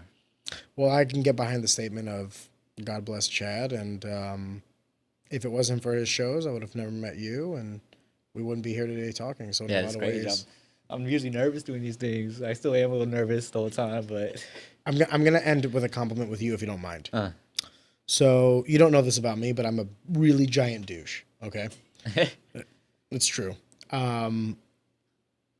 It has been very rare in my life where I've kind of acknowledged the skill set of another person, especially closer to my weight class, because I always felt this competitive ambiguity. But believe me when I tell you, Ty, I said a lot of things about you, about your progress, about your potential, and I want to say to your face, I think that you are one of, mentally, physically, with the trajectory of your life and how you tackle this sport, I think you could be one of the best fighters that ever come out of St. Louis. So from one man to another, I want you to know I'm genuinely a fan, and I pray for your success. So, thank you. And it's my duty. It's my passion. Thank you, brother. Yes, sir.